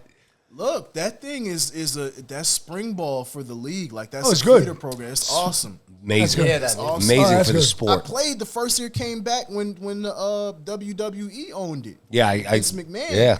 You know, and I was. What was that? The playing- XFL? It was the XFL, And I they was would sit playing up in down the there stands in Houston. It was in a great The city, Roughnecks. the Houston Roughnecks. So we had I forget what the head coach. I always forget his name, but he's the old Hawaii coach. Okay. Great guy. We Wait, had a great team. Glenn. What is it? June Jones. June Jones, yes. June Great- Jones. I was great like, coach, and all of his coaches folled him to that team and played with him. they always follow June. We had great. They followed synergy, June man. everywhere. and his offense was cool. Because Yes. you think you spread offense is a bad thing. It's not a Oh, bad no, thing. I love the 4, spread. 5 wide. The defense cannot set up in their base defense. No. So when I get the ball, it's gonna be what you call it? Allentown Central Catholic situation. You know what I'm saying? Could be every time I get the ball. So it was a lot of fun. Well, It was that's a lot funny. of fun. I always tell linemen on this, I say, the spread's the best blocking because you don't have to be on any side. It's the running back's job to fucking find the hole and play off your blocks. If you're running zone left, outside zone, inside zone, whatever the hell it is, try to get across his face. But if you don't, that's a cutback now for you. And you as a running back got to realize that because now it's open here.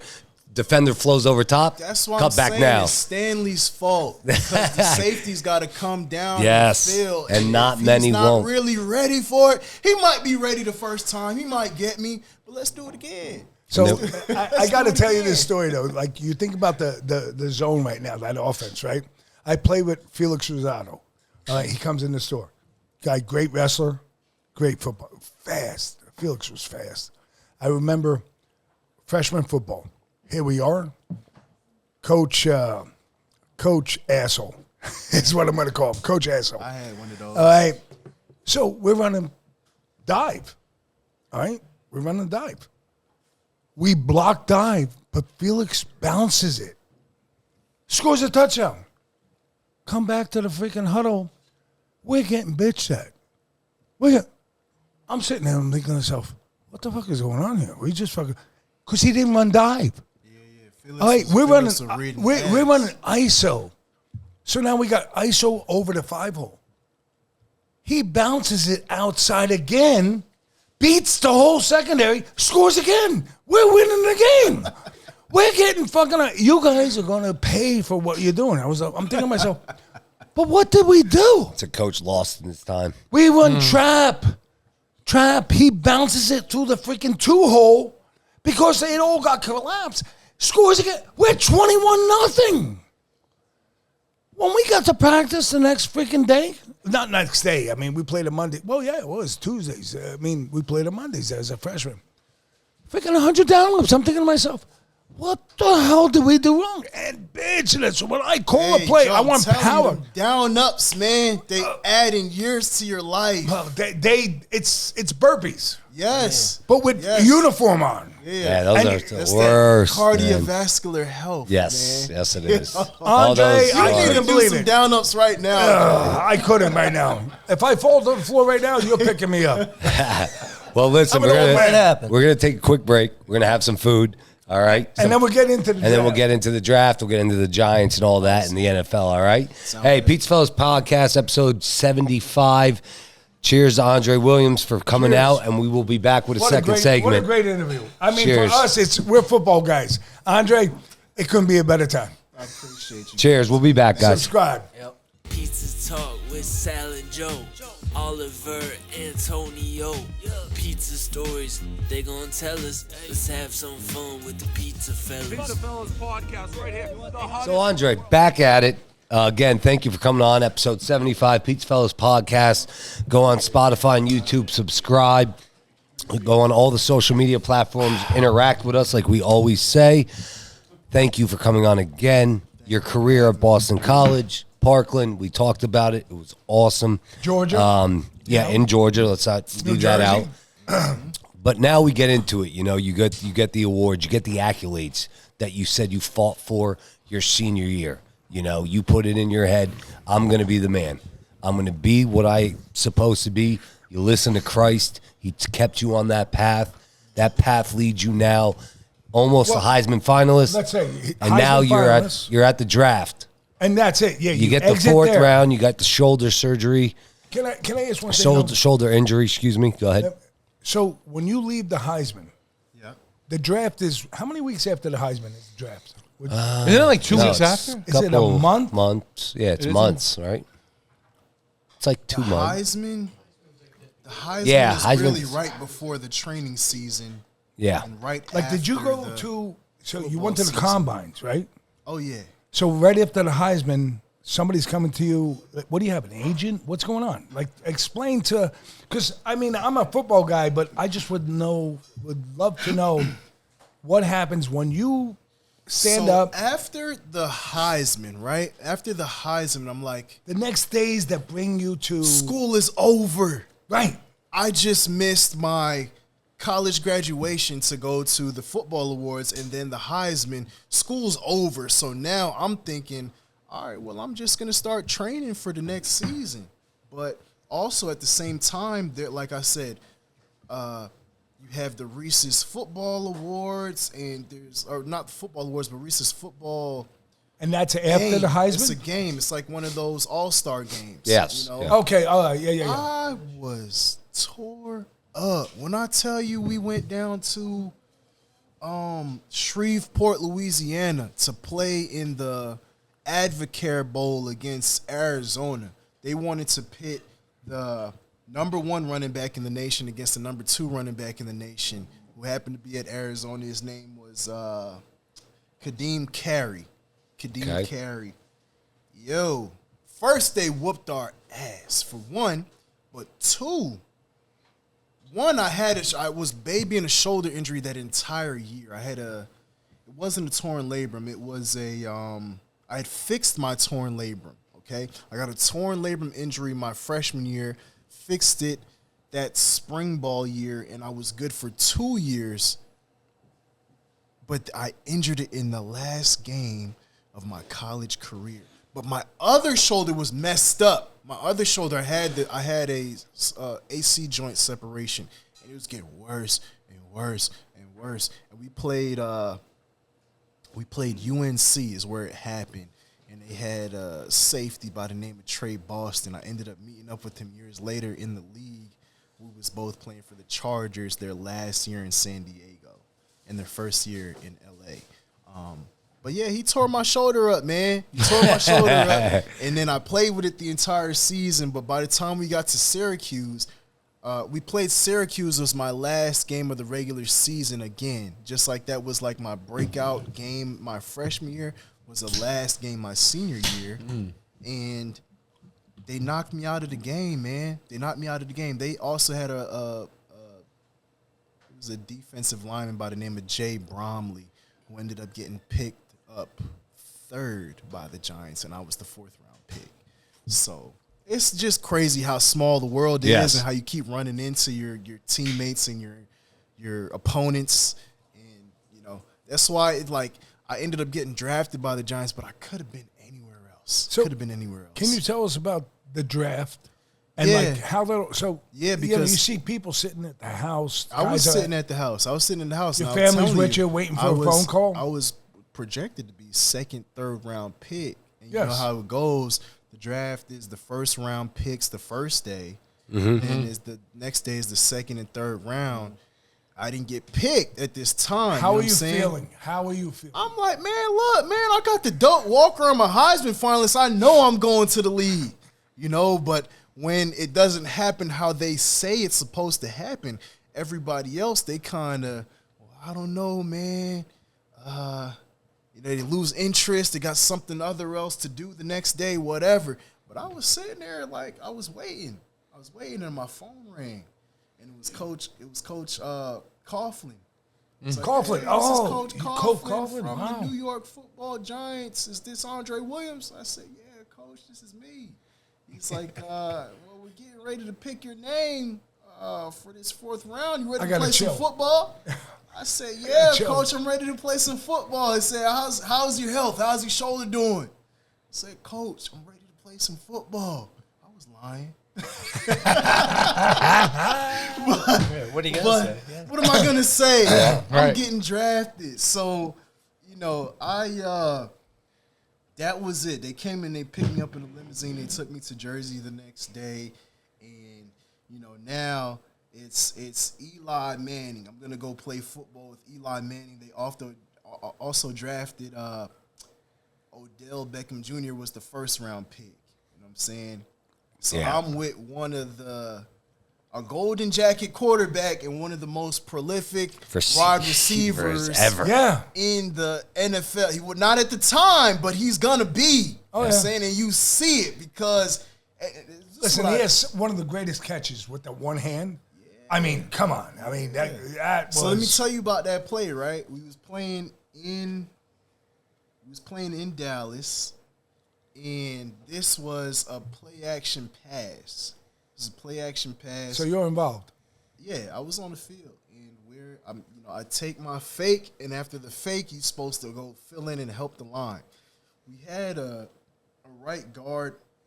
I think his name was John Jerry, was playing right guard, and John Jerry his dude was hanging off. You know what I'm saying? So I'm like, I'm gonna go help John Jerry out.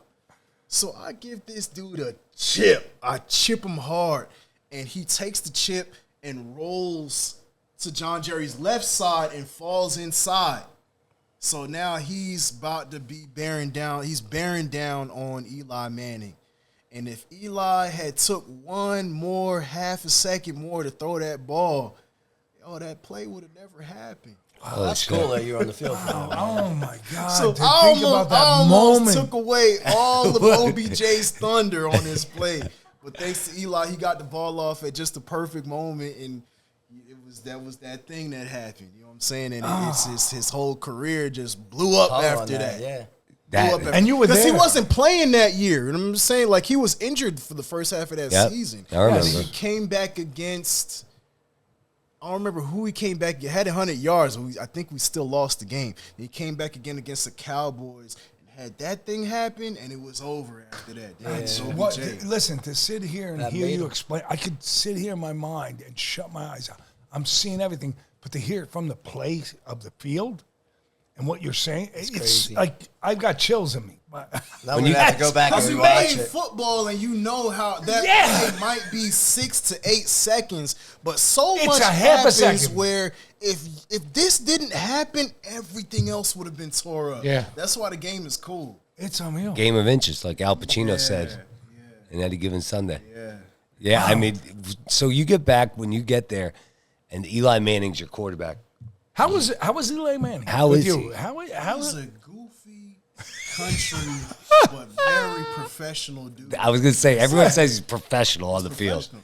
Yeah, because we're in New York, so they're trying to preach professionalism. You know, Coughlin is like, we were on Coughlin time. All the clocks in the building is 5 minutes ahead. Yep. So you better get there on time, on Coughlin time, or you're late.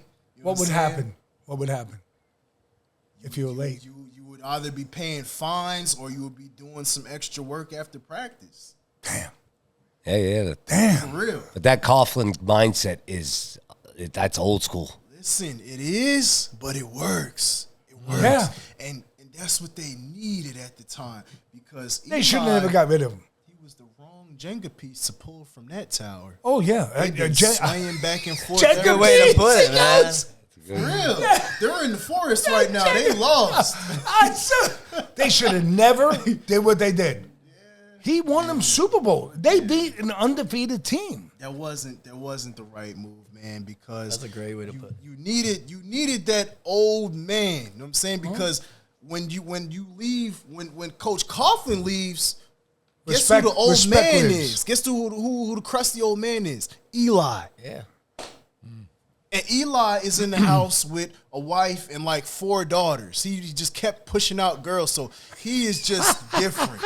Yeah. And you in a room with all of these young men. You know what I'm saying? And you need a leader. You needed a disciplinarian. You needed And somebody who knows that how to just do it. could just say, "Dadgummit, guys!" Like a Philip. If Philip would have stayed in New York and Eli would have went to Cali, New York would have had more Super Bowls. Philip he had that personality. He had that leadership potential. He had that So you're thing saying would make. if Philip would have stayed there, I played with both of them in their twilight years. You know what I'm saying? You know what? Why Philip never won though? Because Cali is too lackadaisical. Sure.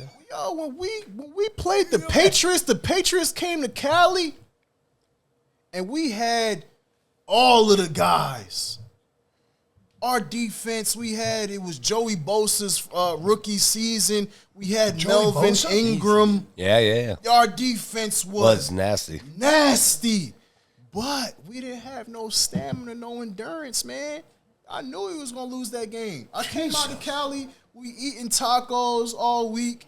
We come to the game day. We leaving before the plane. Wow. It's an all-you-can-eat barbecue wing fest. We get on a plane. We're eating M&Ms. We eating Tillamook cheese and crackers. They come bring the Haagen-Dazs ice cream bars out before we land. I'm like, man, what the hell? so You coming guys from about to get your ass beat. so coming from Coughlin and seeing this shit, you're like, what's the hell is going on? Now we got to play the Patriots, and they run a 12 And they were dead. 12-play drive, and play 1 looks exactly like play 12. And then they come and do it again, and it looks they got energy for. I'm like, yo, that's why them fourth quarter snafus, those fourth quarters, fugazi. What just happened? Cause they just not conditioned for that. They can't do plenty of talent. We're not conditioned for that. No, I knew he was gonna lose the game. So, hey, That's crazy that goes on in the NFL. An average person doesn't know that. Because I'll be honest, I've been Andre, in football to years. hear you say this right now, and You would Coach never Sully, think like, that way. Well, you're saying, we always talk different about from team to discipline. team. We always No, I'm talking about. But what he's saying is These are on a higher level. Listen, let's be honest. to hear you Multi-millionaires. saying, You're getting yeah. paid. You're getting paid. That's your job. And now your job's being done different across the whole. How did you deal with 32 teams? But from player to player, were the guys in the locker room, like, was that a challenging situation where you would say, yo, you aren't doing your thing? Was there like confrontation because guys are being lazy? And you knew something about discipline coming from Coughlin, and you're like saying, bro, you need to do X, Y, and Z. It's coming from Coughlin, but also every player also has the opportunity to go ahead and you have to invest in yourself. And it's the first thing I noticed when I got to the league was like, everybody has something freaky about them that makes them stand out and makes them different. Johnny Manziel, little dude. He ain't no tall quarterback. He's small. Yeah, he's small. But he got giant hands. Yes. My hand's pretty big. His hand was like that. Like he got these big old. That's why he was running around with the ball like this. I can't do that. Johnny could do it though because he got the hands. And Odell had hands like that too. Oh, yeah. He had hands like that too, but he was fast and shifty as well. And he won a Super Bowl. He won the Super Bowl. Well, Rams? With the Chargers, right? The Rams. Yeah, With no, the with Rams. Yeah, with the Rams. I mean, the Chargers, the Rams, yeah. Yep. Damn, man. So everybody has something freaky different about them. For me, I got very heavy bones, very dense bones. So I could move fast, but when I hit you, it's like a locomotive. You know what I'm saying? I had a shoulder surgery. I did it up there at Cedar Crest, Lehigh Valley Hospital on Cedar Crest. While you were playing in the games? This was my freshman year of Boston College. Yeah. So you did my it here in the freshman Valley. year, Okay. I tore my labrum. I went home and got it fixed and set out for spring ball. And the doctor, when I got out of the surgery, the doctor was like, I'm sorry I got to disclose this to you, But during the surgery, we were trying to drill a hole in your bone to set an anchor, and you have incredibly hard bones. And you actually, the drill bit of the drill broke off in your bone. Oh, shit. You couldn't remove it, so it's just The there. fuck? That's crazy. Well, thanks for telling me, Doc. Yeah. I hope everything's all right. You know So what I'm saying? when Like, you travel through an airport, the metal it was a problem for a little while, but I think my bone actually like absorbed it. absorbed it or dissolved it, or it's in there somewhere, and it doesn't really mess with me anymore. But yeah, like I got really hard bones. You know? Damn. Wow. So, and that's all the players. They're built some kind of different. So that was the first thing that I noticed. And then just like you said, you remind me of like Luke Kuechly. Luke Kuechly. Oh, Yeah. shit. Was the smartest football player on the field. He knew what was going on. Yeah, he knew. He this kid. Luke no. Kuechly is probably one of the best fucking linebackers. Just Because he knew what was going everything. on. He knew Yeah. what was going. He passed the eye test. He's a boss. And you played with Luke. I played with Luke at Yeah, BC. at BC. I played with Luke's a Luke at BC BC. guy. I didn't realize that. Yeah, and then he left, and I played against Luke. And that What team man, was he on? He was with the Panthers. He was playing with this bald black dude. I don't remember his name, but they came to the Giant Stadium, and this man was calling out every play. We had a very simplistic Jesus. offense my second year. When they got rid of Coughlin, they brought in who was the dude always walking around with that bowl cut? A jackass. You can't. I know who you're talking about. I'll call him. I gotta I'll call look him it up. because they shouldn't have got rid of Coughlin. He won them Super Bowls. When Coughlin left, that's why I was out, because I was no longer part of The team. the plan. The I was the no plan. longer part of the plan. Can I ask you a question? So you were there 2 years? Yeah. What was the record the first year? So we won 7 games. What year was that, though? Ben McAdoo. And McAdoo. There you go. That that guy was That was horrendous. 2014, right? Yeah. Seven wins, That right? later. Yeah. And then the second year was what? I don't remember. Yeah, but they I think ended. we might have won the same amount of games. I think it was 7. I don't remember, though. He was good, man. I love Coughlin, man. I loved his whole way. What's your real quick? He had What's a your way. He what's had a your way. opinion on the owner? If you don't want to say, you don't have to. Well, I'm just saying. here's my opinion. I don't play no more, so I can say whatever I want. Andre, you I'm know? going to say my opinion. He's a piece of shit. Him and Jerry Jones are a piece of shit. And Well, get the Jerry hell out of Jones here. is Jerry. Jerry should go on his yacht. He doesn't. The last time he There's won, a problem there because the owner should not be talking to the media more than the head coach. 100%. He's- 100%. I'm glad that he has that much energy for an old man, but that's not the way that it works. That's the way it's That's gonna not be how till it he works. dies. But Till he Coach, John Mara, he co-owns the team with another guy, a hotel guy, and I've never heard much from the hotel guy, but Mara, He's outdated. I mean, you just see the reason I ask is because you see that Hard Knocks last year or a year before that when they talking about Saquon. You know, yeah, go You know, shop the market and yeah. see what you're worth and come back and let's have a Get him an conversation. offensive line. Talking about, bro, got the best running back in the league. disrespectful, Yeah, 100%, Andre. disrespectful. When I got drafted, right? You remember your first girlfriend? It's that puppy love that is so colorful. You can see it. You Yeah. can smell it. yes, yeah. That's how I felt about New York. That's how Saquon felt about New York. You could tell by how he Yes. carried himself. Yes. So your girlfriend says, guess what? I don't even want you no more. You go ahead and do whatever you want. Get out. And we're not even friends afterwards.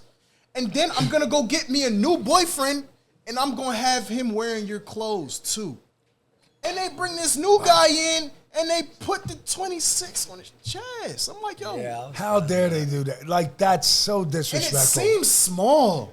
But I'm It's telling big. you, it It's- just means that the organization does not see people Right. properly. No, they're you very can't build a disrespectful. culture like that. No. Saquon was the seat of culture for New York. He's older than Danny Dimes. Yes. So how you gonna get rid of the seat of culture and expect to build on something fresh and win? You can't. Culture makes teams and teams win games. Mm. No matter how Culture. talented you are. Mm-hmm. Brown's got plenty of talented people. They can't figure out how to build a culture. So they're gonna keep losing. Yeah, look at Tomlin with the Steelers. I mean, you like him or hate him, he built a fucking culture. Built a Pittsburgh. culture. He built There's a a fucking culture. culture. It's something. There's no culture at the Cowboys, I'll tell you that. No. Hungry for the best pizza in town? Stop by Franco's Pizza, 822 Main Street, Wilkes-Barre, Pennsylvania, right across the street from the Federal Courthouse, where every slice is loaded with fresh ingredients and unbeatable flavor. From classic pies to hearty Italian favorites, Franco has something for everybody. For pizza that hits the spot every time, it's gotta be Franco's. Tell them that the PizzaFellas Podcast sent you. Craving pizza that's made with passion and packed with flavor? Biagio's Pizzeria, located at 1526 North Cedar Crest Boulevard in Allentown, Pennsylvania, serves up the best in authentic Italian-style pizza and classic dishes. From perfectly crisp crust to fresh, flavorful toppings, every bite is made with love. Whether you're dining in, grabbing takeout, or ordering for the family, Biagio's is the place to satisfy your cravings. Stop by today and experience pizza the way it's meant to be. Tell them that the PizzaFellas Podcast said so. There used to be. They got a flavor. They got a style.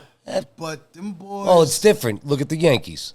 The Yankees are the Cowboys. The Cowboys, they're similar, but the Yankees have a fucking culture from back in the day. What George Steinbrenner, If he was still alive, we have another 8 championships. let me tell you something. I'm telling you. That's the culture of I'm sports. telling you.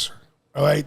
We went to watch the last game Yeah, at in Yankee their Stadium. stadium. Remember that? Yeah. And I was big back then. So I paid for chairs. I was like, I need a handicap chair. They gave me a folding chair on the deck. And remember, we sat there, but that was a culture. George Steinbrenner, that could go to basketball, that could go to football, that could go to hockey, that could go to any sport, soccer. It's a culture. This is what you do. You walk in here, you come in the locker room. What'd you do? You just put your jacket over there? Come here, you. And not the coach, another player. It's a culture. We don't do that here. It's like Jason Giambi when he went from the A's to the Yankees. He said, "I'm not cutting my hair." When he signed with the Yankees, that day he cut his hair. Cut his hair.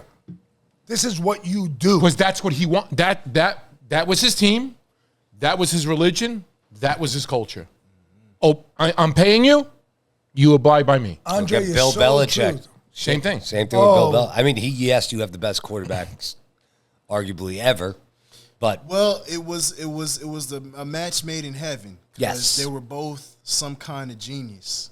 You know what I'm in saying? their own ways, You got exactly the same right. thing going on with the Chiefs right now. You got the same genius head coach and generational talent at quarterback, and you combine that, you got a dynasty. You got a Yeah. dynasty.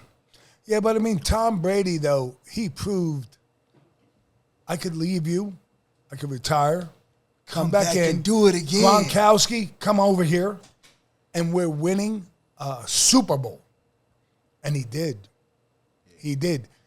Tom Brady, right now, in my eyes, I mean, Joe Montana, I love the guy. I mean, Terry Bradshaw, when you look at his record, and I'll tell you this much.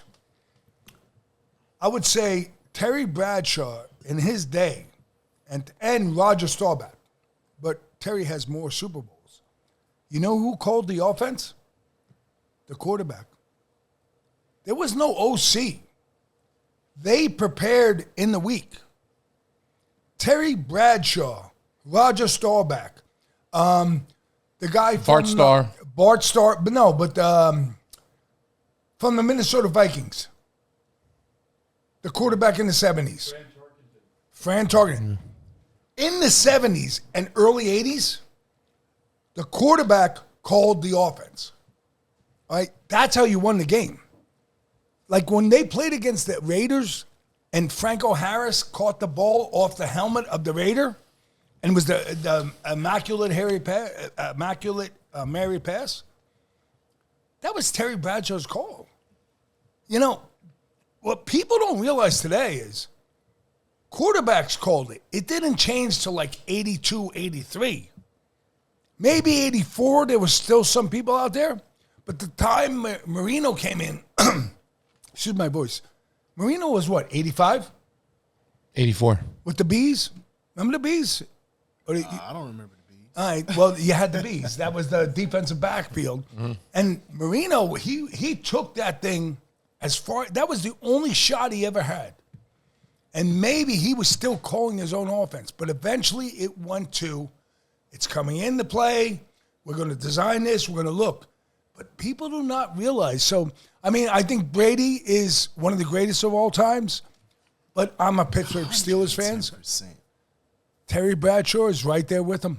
Roger Staubach, Fran Tarkington, Brett Starr. I ain't see none of them. I Well, seen I'm Tom Brady. Bro, so do I. Brady But what I'm got saying is more though, rings than we're- fingers, man. But where Brady is, though, comparison to them is, and why he's here, and I'm saying they're there with him, is because Tom Brady could look at a defense and adjust the offense. Every call that comes into him, you have to. he's making a new call. And look, Peyton and before Eli did the same thing. We going with like 2 days before the game. We're talking about Thursday, Friday. I'm not sitting with the coach no more. I'm sitting with the quarterback now. And we're figuring out how we going to handle this defense. You know what I'm saying? Sitting there with the coach. The coach ain't there no more. You gotta sit with the quarterback because when Andre, when you're in the field, how did they do their checks? So you call a play. Defense comes up, they're shifting. Eli sees something. What's happening? What's the call? Because everybody does it. But what's your alerts that's making you adjust? We're not doing this. And receivers. Formations, this, everything's So I'm saying it could change. It could change from week how, to week. though? How do you communicate? Because you're on a snap. It depends on because you have to anticipate how loud it's going to be. If you Of course. know that it's going to be a very loud game, then you're like, all right, Hand signals? You're going to have to do hand signals, or you're going to see my foot go up like this or whatever. You change it because you don't really want to keep a tendency that they can see on tape. You know what I'm saying? So it's got to be something different. So you guys would discuss this like 2-3 days before? All week. And you knew, like, this is how loud this stadium is. Mm-hmm. So we have to do We this. playing home, we playing away. I'm gonna go this way. I'm gonna do this. I'm gonna touch the side of my head, and everything meant something to everybody. Yes. Wow. Yes. Yeah, I mean, look at the quarterbacks now. I was just watching the other day, and they're checked before the line. Riley Leonard. So Riley Leonard just played a national championship for Notre Dame. Their whole snap count's a clap, right?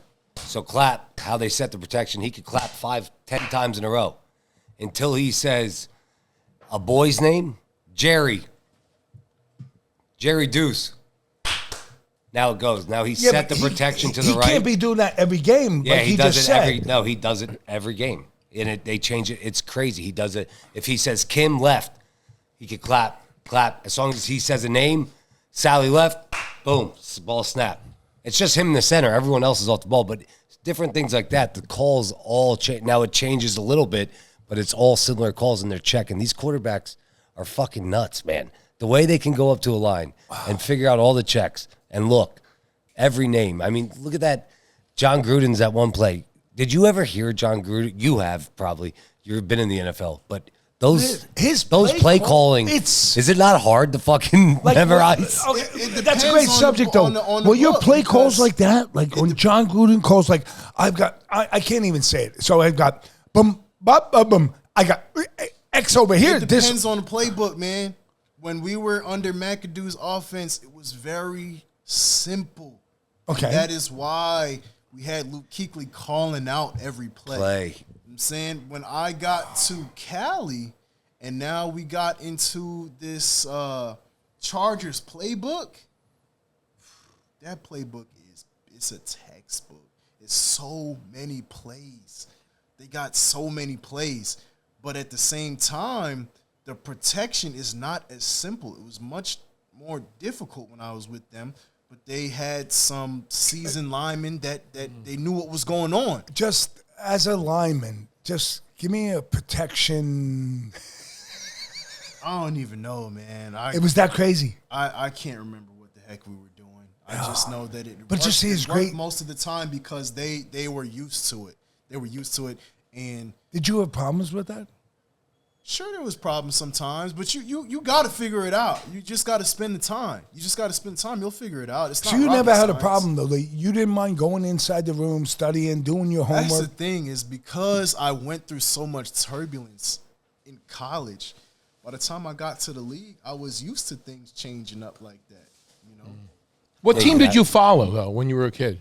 I didn't follow teams. I followed the running backs. I just was Oh, watching okay. running backs. I just liked the running. Running back. position. So who was your all-time favorite running back? I mean, if I had to say all-time favorite, I'd probably. I know who mine is. Adrian Peterson. Okay. You know, but I. Adrian Peterson? Yeah, He's a beast. 0 to 60. Freaking So I beast, was man. modeling myself. He should have after had a him. Super Bowl, bro. Yeah, I He mean, deserved it. He ran hard.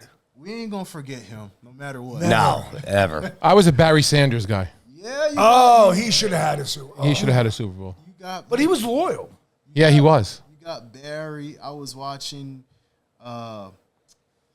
Who's the Miami? Could you imagine guy? Barry Sanders? Ricky Williams. Ricky- oh. Watching Ricky Williams. I was with the Jets. And he had a great stay with the Miami Dolphins. Curtis Martin. I was watching. Yeah. Curtis Oh, Martin. yeah. He was so underrated Yeah. at first, and then he just came There's out. a lot of us like that, man. Yeah. Damn. He was. That was a good team. Those are man. good The names, Jets. That was when they were good. Yeah, I was just watching the running backs. So after your career, you know, you get through the Chargers. You just was it injury? What was the reasoning for the ending?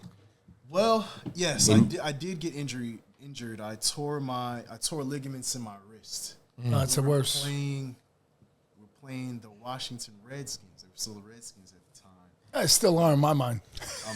Hey, well, look, Well, they're changing them back. They're making a name for themselves right The Indians- now. the Indians won might, that. They might be on a run right now. Yeah, they're good. As the Commanders, so hey, we might have to get them their respect. I know. They had a great season. They They had a great season. They probably gonna have another one. I do believe probably that. have another I do one, believe that. you know? So And good for them. for sure, that's the problem. Like, I'll be looking at my conference or at my division, like, man, the NFC East, they're frauds. You know, what was his quarterback? Doug Williams. I loved him. Doug Williams won a Super Bowl with Washington, but he was with Tampa Bay when they were freaking 0 forever. He took a beating. One of the greatest quarterbacks in the league ever. And he got revitalized.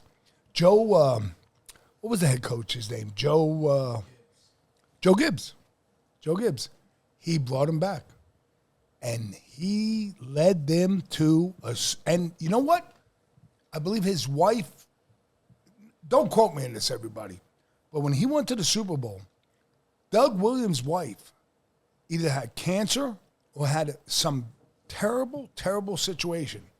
And he still won the Super Bowl while his family was suffering at home. What a great man. I mean, that guy, I always cheered him on. I love Doug Williams. I mean, and he won a Super Bowl with the Washington Redskins. Well, You have so to look. Somebody Google that. Because I'm not worried about Doug Williams. Hold on. No, it's Doug Williams. Running back too that I respected a lot as well. I remember his name, but yeah. So we were playing. How about Emmitt Smith? You like Emmitt Smith? Man, look, I always was watching the running backs. Love the running back position. That's the only position I ever wanted to play. We were running 4-minute offense against the Redskins and got my yards, got tackled, and I'm literally getting up. I'm on one arm trying to push myself to get back up. D lineman comes and jumps on top of me, and my wrist just exploded. This was playing for the Chargers. What team is this? The Redskins. You just said. I was playing Redskins, and That's gotta got suck. up, and I'm like, nah, there's something wrong here. Because you experience pain, but this was some different kind of pain, and I couldn't move my wrist. It was just looking funny. I'm like, damn, this is it, huh? This is a real injury. Hands and wrist are the worst. Knees. I didn't have any leg injuries, thank God, but I tore this up, and they told me you get 2 different kinds of surgery. You could put the pins in there or you could put the plate in there. We recommend the plate because it's going to give you the most whatever. I'm like, whatever you guys say. Man, my wrist was tore up. It was messed up. So you got a surgery? I did get a surgery. What'd they put in there? They put the plate in there and like. So you have a plate in there right now? No. There was another surgery you had to take to get the plate out. Okay. But the bones, your wrist is supposed to fuse together like this. Mine was kind of just off, just a little bit, so that I didn't have the flexibility in there anymore. You know what I'm saying? So I had met this guy, and this is how I fixed my shoulder. Because remember I told you, I don't know if I said it, but my shoulder was really messed up my freshman Right. season. Yeah, you said that. Yeah, you said that. Falling out of the socket when I hit people sometimes. Met this guy, and he's like, anything in your body that's messed up, I can fix it. You break your brain, I can't fix that, but anything else is easy. So I'm telling him, like, well, my shoulder is messed up. The doctors is telling me that, it can't really be fixed without a surgery, and if you get the surgery, you're going to lose time on the season. He's like, man, it's easy. Shoulder is easy. What do I got to do to work with you? He's like, if you want it, I want it more. I'll come pick you up. You work out anywhere you want to. Worked out with this guy who was just an unassuming Chinese man. Smoking cigarettes, eating junk food. Worked out with him for 20 The Chinese guys smoking cigarettes? Yeah. And eating junk, fixing your shoulder. Yes. So Inside a gym.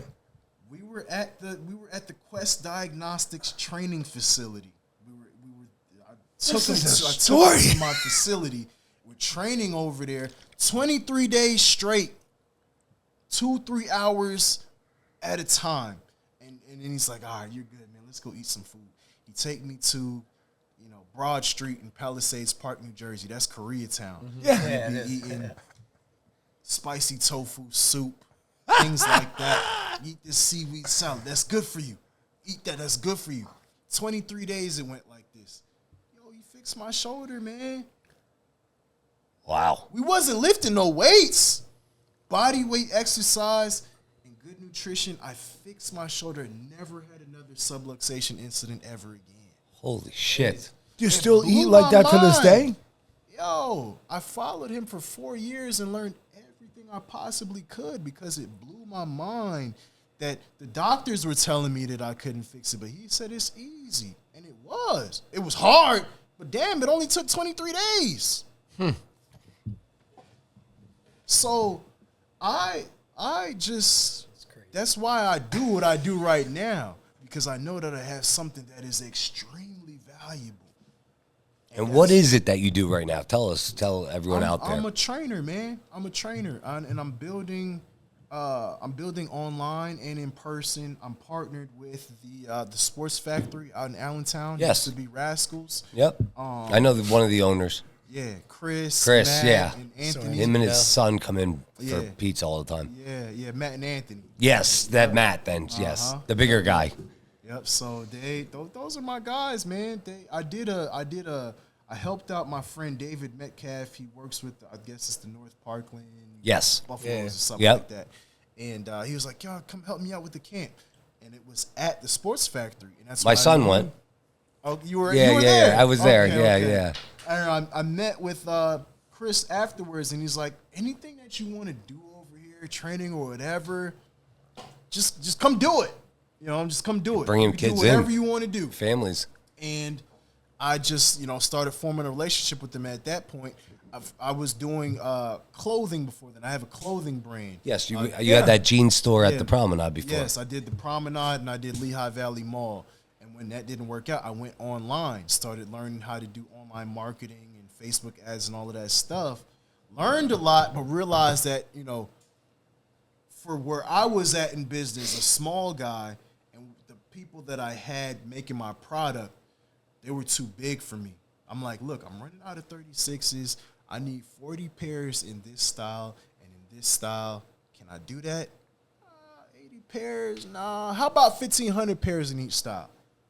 I'm like, I'm not playing football no more. I can't do that. Yeah. Well, I don't know. Sell some more product. So it got to the point where I realized what I was doing was really unsustainable. It wasn't going to work out. I couldn't scale. And so, but I was learning so much about how to make internet money. You know what I'm saying? So I'm like, all right, well, what if I had a digital product? What if I could make, teach people how to work out and fix their body and get in shape with the things that I'm doing? That's why I was saying, like, those down-ups, man. Your cardiovascular health is really the foundation of your fitness. That is the main. Well, that's why I'm 58. But you don't see a lot of guys doing that anymore. It's out of the game because they learn so much more. Yeah, I mean, look, I fixed my body, man, and it was crazy because when I started having kids, and my kids is crawling around in the, they have those indoor playgrounds, and sometimes you gotta go in the tunnel and go get them. You know what I'm saying? Yeah. My wrist was tore up. I was living in pain. You know what I'm saying? So I fixed the shoulder, but then I fixed my wrist too, using this same martial art. He's a martial artist. I didn't learn any of the kicking and punching, but just the mindset that they have about the human body and how you are a machine. You are a gym. You know what I'm saying? Your body's a lever system.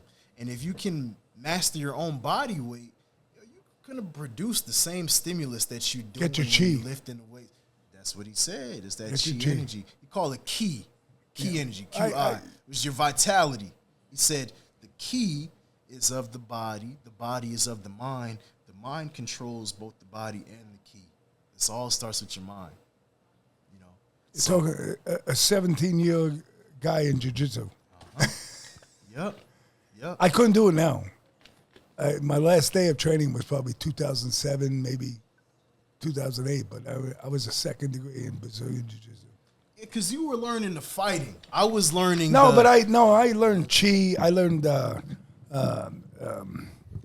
they would always say if you would roll on the floor, there was a name they had for it. And it's just like your body, the more you lay down and roll, the more your body could feel the floor. The more you flip, the better your body will be. And off the top of my head, I can't remember the Japanese word, but I mean, I trained with people from Japan. I trained there, and it was crazy. It was because your ki is an extension of the body. Yeah. So he was saying Sabaki. That was Sabaki. He was saying something like that. He was like, Tai Sabaki. Your ki energy. He's like, you're looking at my fist, right? But what you don't see is that I've surrounded my fist with ki energy. So if I punch you, the fist is going to stop at your chest. The ki is going to pass through your chest. I'm going to touch your organs. It's like, if I hit you in a certain place, I'm going to stop your heart from beating. Yeah, it's Sabaki. Like, he says, like, look, you got 300 pressure points in your body. I know where all of them are. So what I'm teaching you is not the attack, it's the defense. I'm going to make it harder for me to touch your pressure points and to discombobulate your joints because I'm a discombobulator. I love that. Oh, there you go. Discombobulator. I use that all the time. You're discombobulator. Yeah, so that was Master Shin, man. There's a lot of stuff to the Japanese, the Asian, all that training.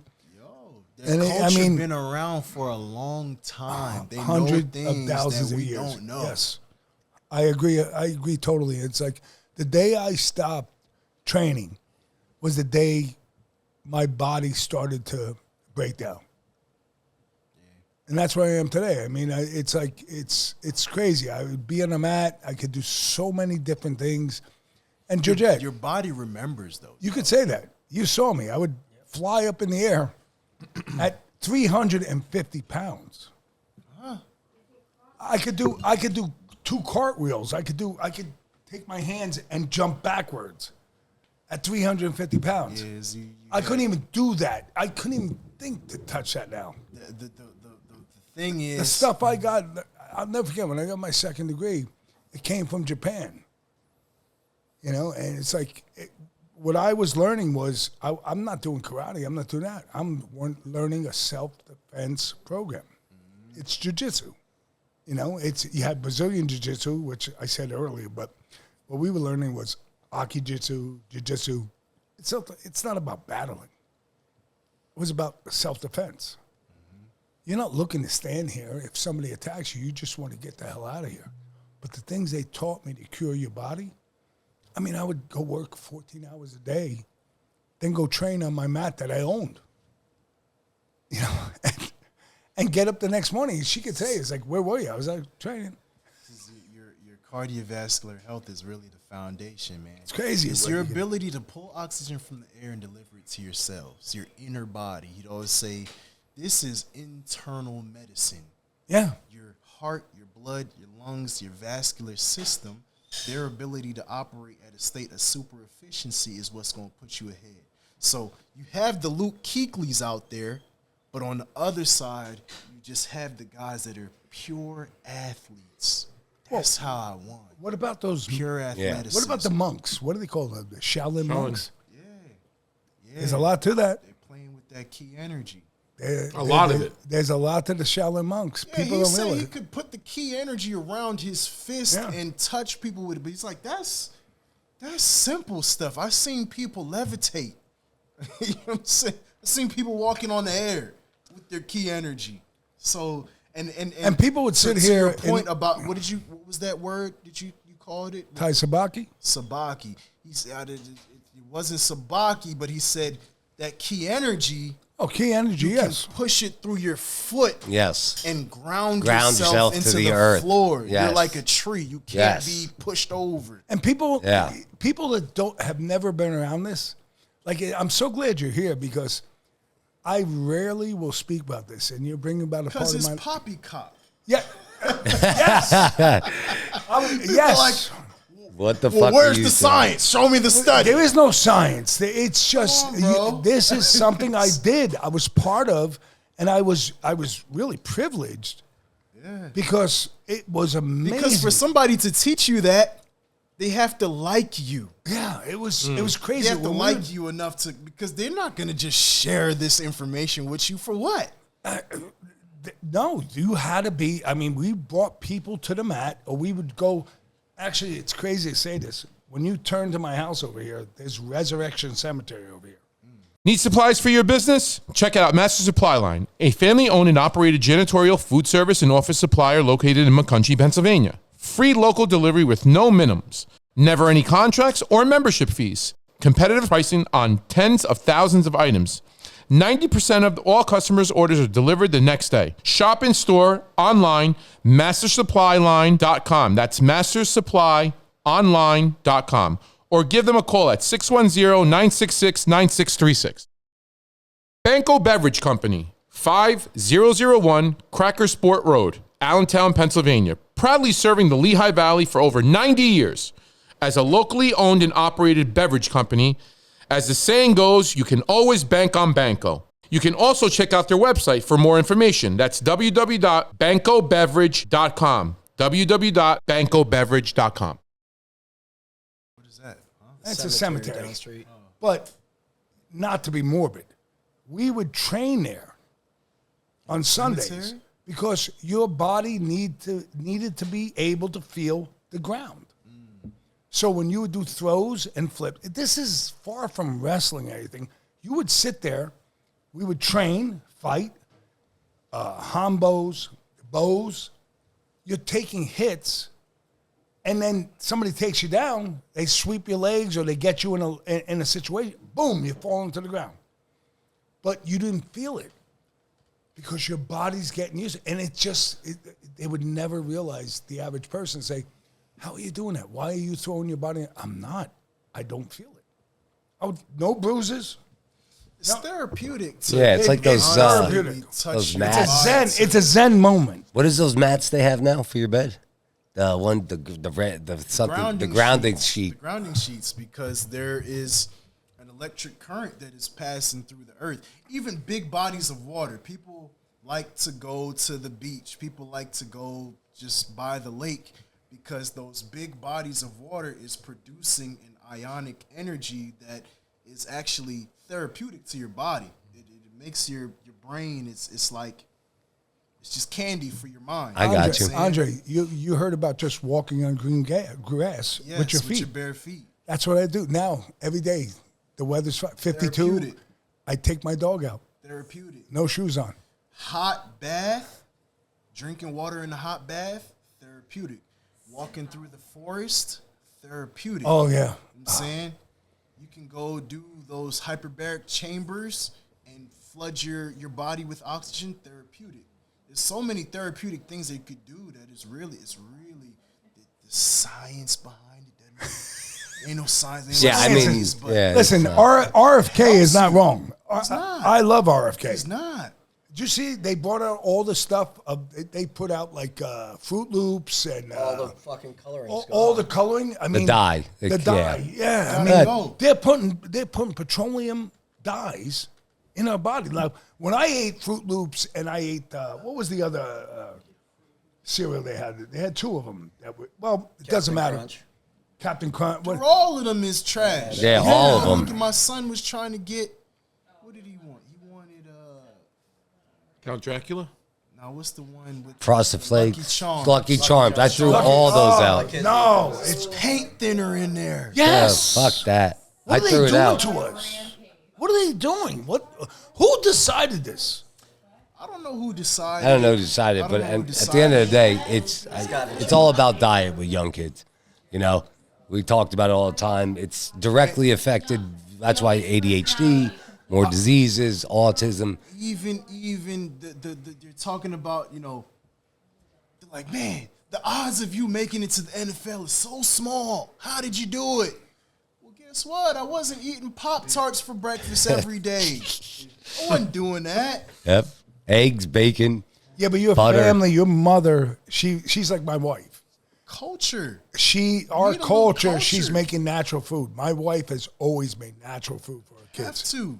You have to. I mean, it's just, she cooks from the ground up. On a crazy note, you're a UFC fighter guy, like you follow UFC? I don't follow anything, man. I'm trying. You to ever heard build of my Conor business McGregor? right now. Of course. You got to watch an interview with this guy. He's with Tucker Carlson. You ever heard of Tucker Carlson? Mm-hmm. So you go to his network. Conor McGregor, the guy that you see drinking and going crazy and doing all his partying, is one of the most intellectual people. Like you, being here sitting with you tonight, you're very intellectual. I'm like so proud to have you on here. And I'm comparing you to this guy because I'm saying to myself, I have the honor of being like with a guy like Conor McGregor. What you're saying and what you're speaking, he's speaking the same thing about Ireland. How he's helped so many people. And how he wants to run for president of Ireland. And it's like a conversation. It's like an hour and 10 minutes. And you sit there, I'm like this. I watch it 3 times already. He's into the martial arts too. Yeah, I know. Yeah. Like, think about the Big crazy time. shit this guy does. What do you think about when I see Conor McGregor? What do you think about? Walking like this in shorts, right?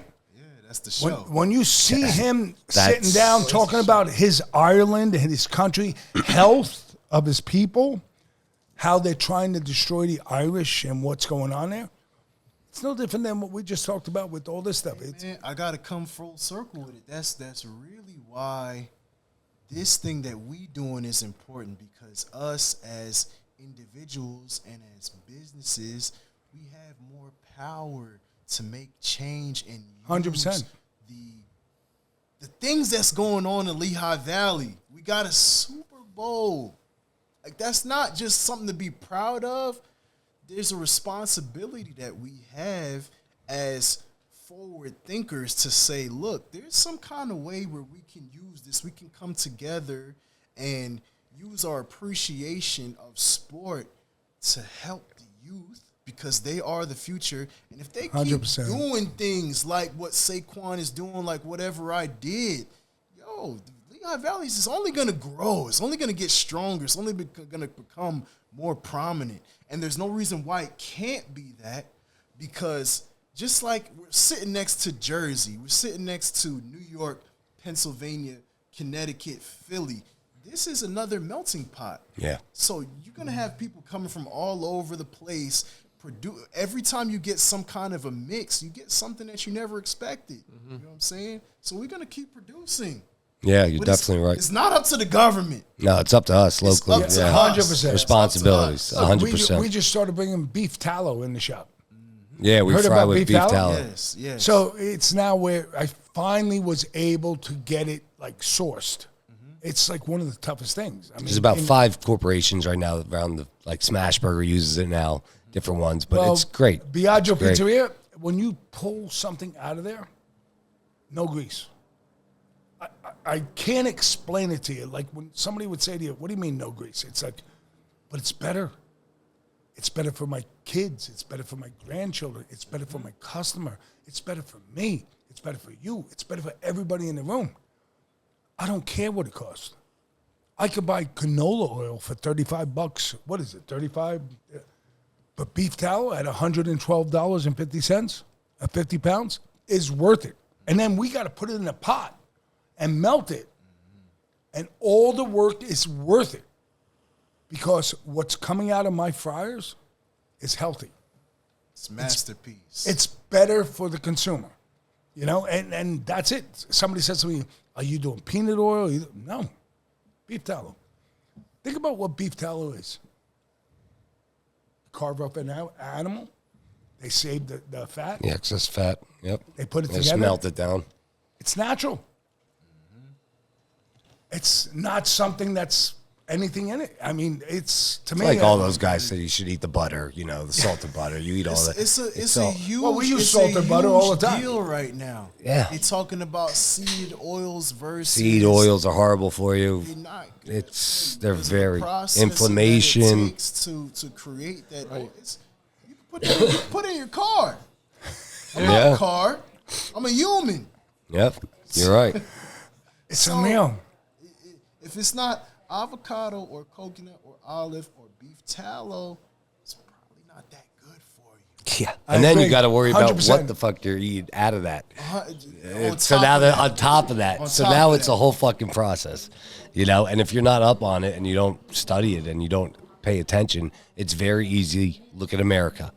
Look what That's has why happened. Small business is important because we, as a small business, get to make a decision and a choice about what kind of product that we're going to produce for the people. Right. We're going to do it for the money, or we're going to do it for the No, legacy. listen, you have to do it for the legacy. I mean, I'm 52 years doing what I'm doing, and the one honor I have is I have people that are coming in that have been serving them slices and food for 52 years, 48 years, 47 years.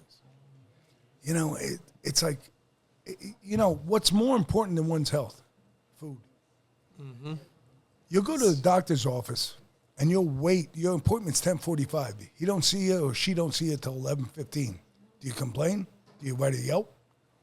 But if I don't serve your food when you order it, you'll Yelp me if it's not good. Food's more important than the person's health. Human happiness. Very That's great, yeah. simple. It's 2 things that make the human being happy. If these 2 things don't make you happy, you ain't human.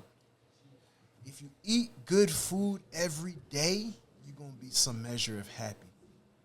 If you sleep comfortably at night, you're going to be some measure of happy. If you get to do those 2 things with the people that you love, you're going to be supremely happy and can't nobody mess with you. Everything, there's ambition and there's this and there's that. But happiness, basic human happiness, is just those 2 things. I'm telling you, I know that's what it is. Because there was a point where I had a ton of money to go play with, and I was not happy because I wasn't doing those 2 things. Now I get to do those 2 things every day. And the money, I got to go build something new. You know what I'm saying? But I'm happy. I'm happy to do it every day. Wow. Well, listen, Andre. I mean, we could be here for another 2 hours. I could guarantee, and I guarantee we'll get you back on because I mean that was a great story. Man. The way you ended it with the whole, you know, key, all that stuff that's legit stuff. I believe in all that. I agree with it. You know what I mean? And that whole fixing your shoulder in 23 days. That's fucking guy smoking a cigarette, just a little Asian guy. Like, come on, bro. That's a crazy fucking story. He's one of the most interesting people I ever met. You know, So to go, He's still alive? Oh yeah. yeah. Where's he live? I don't even know where he's at now. Last time You I probably seen can't even call him. He's in California. Since I've known him, he's changed his number like 5 times. So I don't know if He's running from China. Yeah, he might be back there now. Yeah, he's probably. Man, look, this guy, his dad was he's a billionaire in China. He does some construction company. He ended up growing up in Argentina, and they were like, he's like, my dad is Chinese. We learned martial arts. So when I was 3, I started doing martial arts. They realized I was gifted, so they sent me up to a mountain, and there was a bunch of masters up there, and they whooped my ass until I learned all different kinds of martial arts. Then I made my own martial art. I subtracted everything that didn't work, and I made my own martial art. He called it Daikido. Oh, shit. So you can't really find it in no book. He's like, I taught it to my bodyguards, and that's it. You know? He's like, I'm not teaching you the kicking and punching, but the mindset in order to show you how to heal your body and build your body. This is what I'm giving you. So you one of the most Shit, you should write a book about that one day. I need to. That would be fucking pretty crazy. I bet you would get get that shit sponsored by Joe Rogan or something. He's all into that. Well, hey, listen, we thank you for coming on. Thank you for We hope you enjoyed yourself. I had a great time, man. This was a great conversation. This is family. Good, Yeah. good. I'm glad you know, enjoyed. I'm glad he said family, because you know why? Yeah, Me and you are fortunate. We live together as family. I got my Gigi. You got your wife. And we're very fortunate men. And what you just said at the end there really it hit me. I worked all these years, and we go to bed tonight. I got my wife on my side. He has his wife by his side. I got my grandkids, my children. We're blessed. Happiness and legacy. And you yeah. got the opportunity to build it, and you got look what you build it, man. You got something that is like, even after you gone, people still gonna be talking about it, and you have a whole family of soldiers, a clan. They gonna keep Yagios going. Yeah, it amazes me. It amazes me, and you know, it's times like this on the show. Like we had last week, we had a guy that spoke very much like you just said, and it really it opened my mind up. And tonight, just sitting here with you on that last statement, it opens your mind up. It really does. We're fortunate. Yeah, we are. We're fortunate. yeah. I wish you the best with your training. I'm gonna keep supporting. Let me know when you have camps. You need help. I'm a youth football coach now, as you can see. Excellent. I'm representing. I'm working, but I can help you out whenever you need. All Andre, right, you I need get any those young support kids. from doing us. some things this summer, actually. So I'm gonna hit you And if up, you need so. food, pizzas for the guys, we'll you need we'll help anything you out. like- No, don't worry, we'll donate I'll it. take care of it. I'll donate Get it. you guys going. We'll take care of the kids because So we know you're honestly, gonna go get the bananas and the oranges over at my cousin's Elias. At a lie. I'll make sure. Crazy, that's your cousin, man. Yeah. I'm Bro, a little you're gonna bit get food serious, from man. us. You're gonna get bananas from them. All right, we're gonna take care of you because you're gonna coach a lot of kids, and we're gonna. I don't want any acknowledgments, nor do they, but we're gonna help you because you need to know who in the community is gonna be behind your back, and that's how I feel. It's like Gus will be behind you, Michael will be behind you, me and Sal. You guys need wrap trays, you need pizzas, whatever you need. Just tell us. There's nothing to worry about. We got your back all the time. Well, cheers, Andre. Cheers, man. Support. Let me take a shot. Let me get that whiskey bottle real quick because I gotta take a shot and cheers. I finished Episode this. 75. This was all me, so I have one for you. I need it. Oh, you got another one? All right, I'll have a shot of this. Yeah, there you go. Take a shot of that. Here. I want that though. Okay, yeah, I didn't know. I'm sorry. I just figured because you were drinking wine. I didn't know if you want to mix and match. You're more than welcome. Give him a Sorry shot about glass. that. Give him a shot glass. Here. Hold on, we need a couple more shot glasses. We need one for Oliver, one for me. Yeah, of course. There. Here. There we go. Now, you obviously live locally, right? Allentown I'm area. over in Whitehall. All right, cool. So you're over there? That's not bad at all. All right. Cheers. Listen. Episode cheers. 75. Andre Williams. Listen, Salute. Andre, this is a big one. 75, bro. Salute. All right, salute. Salute. Cheers. Salute. Oh, that's good. That's good. Congratulations, guys. Cheers. Andre, any last words for our guest out there? Hey, man, go ahead and go have some Biagio pizza, man. There you go. Good. I like that. Man, it's about Pizza Fellas, man. Appreciate right. you guys for having me on. We appreciate Really you. enjoyed You the don't realize, conversation. like, it's a proud moment for the podcast. It's 75. We got you on. You're a monster. You're one of the big monsters from the Lehigh Valley. And I got to say, I mean, it's like you led the way for many people. I mean, I'm telling you, it's think not about it. about what I did, Joe. It's about what we're going to Do. Yep. yeah, It comes up. Keep building it. We already pushed out the kids. We got to keep going. You got to grow it. There's a reason the Super Bowl came here to us. So we got to use that and build on top of it because it's powerful. I mean, look. I mean, on a funny note, look at me. I'm wearing Parkland gear. My Central guys, they're gonna watch the podcast and text me. What the fuck you wearing Parkland shit Don't for? worry about it, man. Got it. But what you're saying, I gotta grow it. I gotta spread the love. What I learned at Central, what I know, I gotta spread it now. Don't matter your Parkland, East Side, Easton. I'm here to help. That's fun. Could have been anywhere. Could have been a giant cowboy, Trojan, whatever. Yep. Could have been anywhere. Yep. Doesn't matter because we all understand what that grind really means. Yep. But think about it. Could you say that, if you have current day running backs that are successful from the Valley, they saw what you did?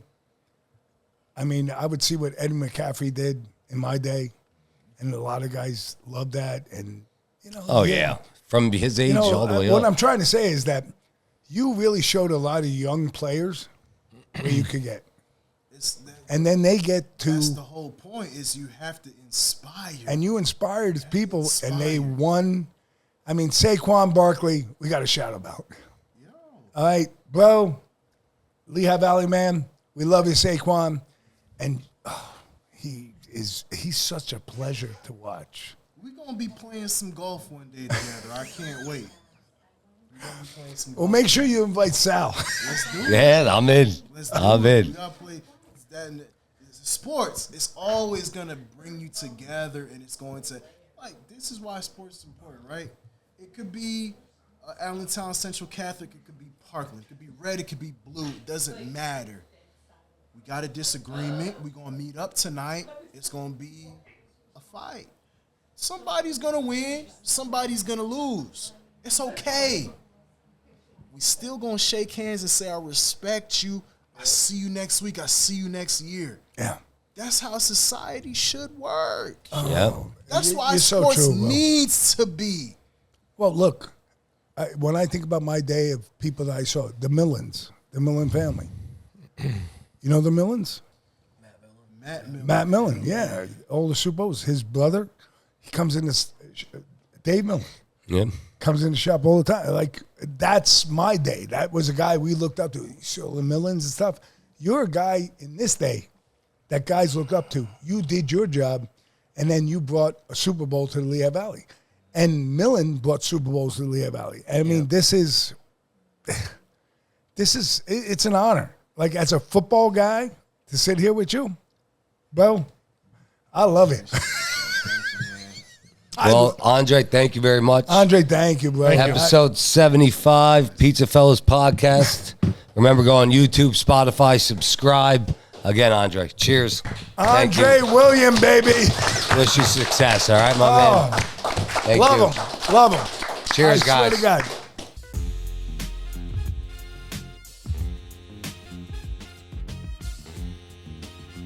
PizzaFellas Podcast right here, the hottest in the world. It's a Pizza Fellas podcast. Turn your speakers up, we better have a blast. Grab a drink, fill a glass, light a cigar, come on, let's make it last. Pizza Talk with Sal and Joe, Oliver, Antonio. Pizza stories, they gon' tell us. Let's have some fun with the Pizza Fellas. PizzaFellas Podcast right here, the hottest in the world. Fire.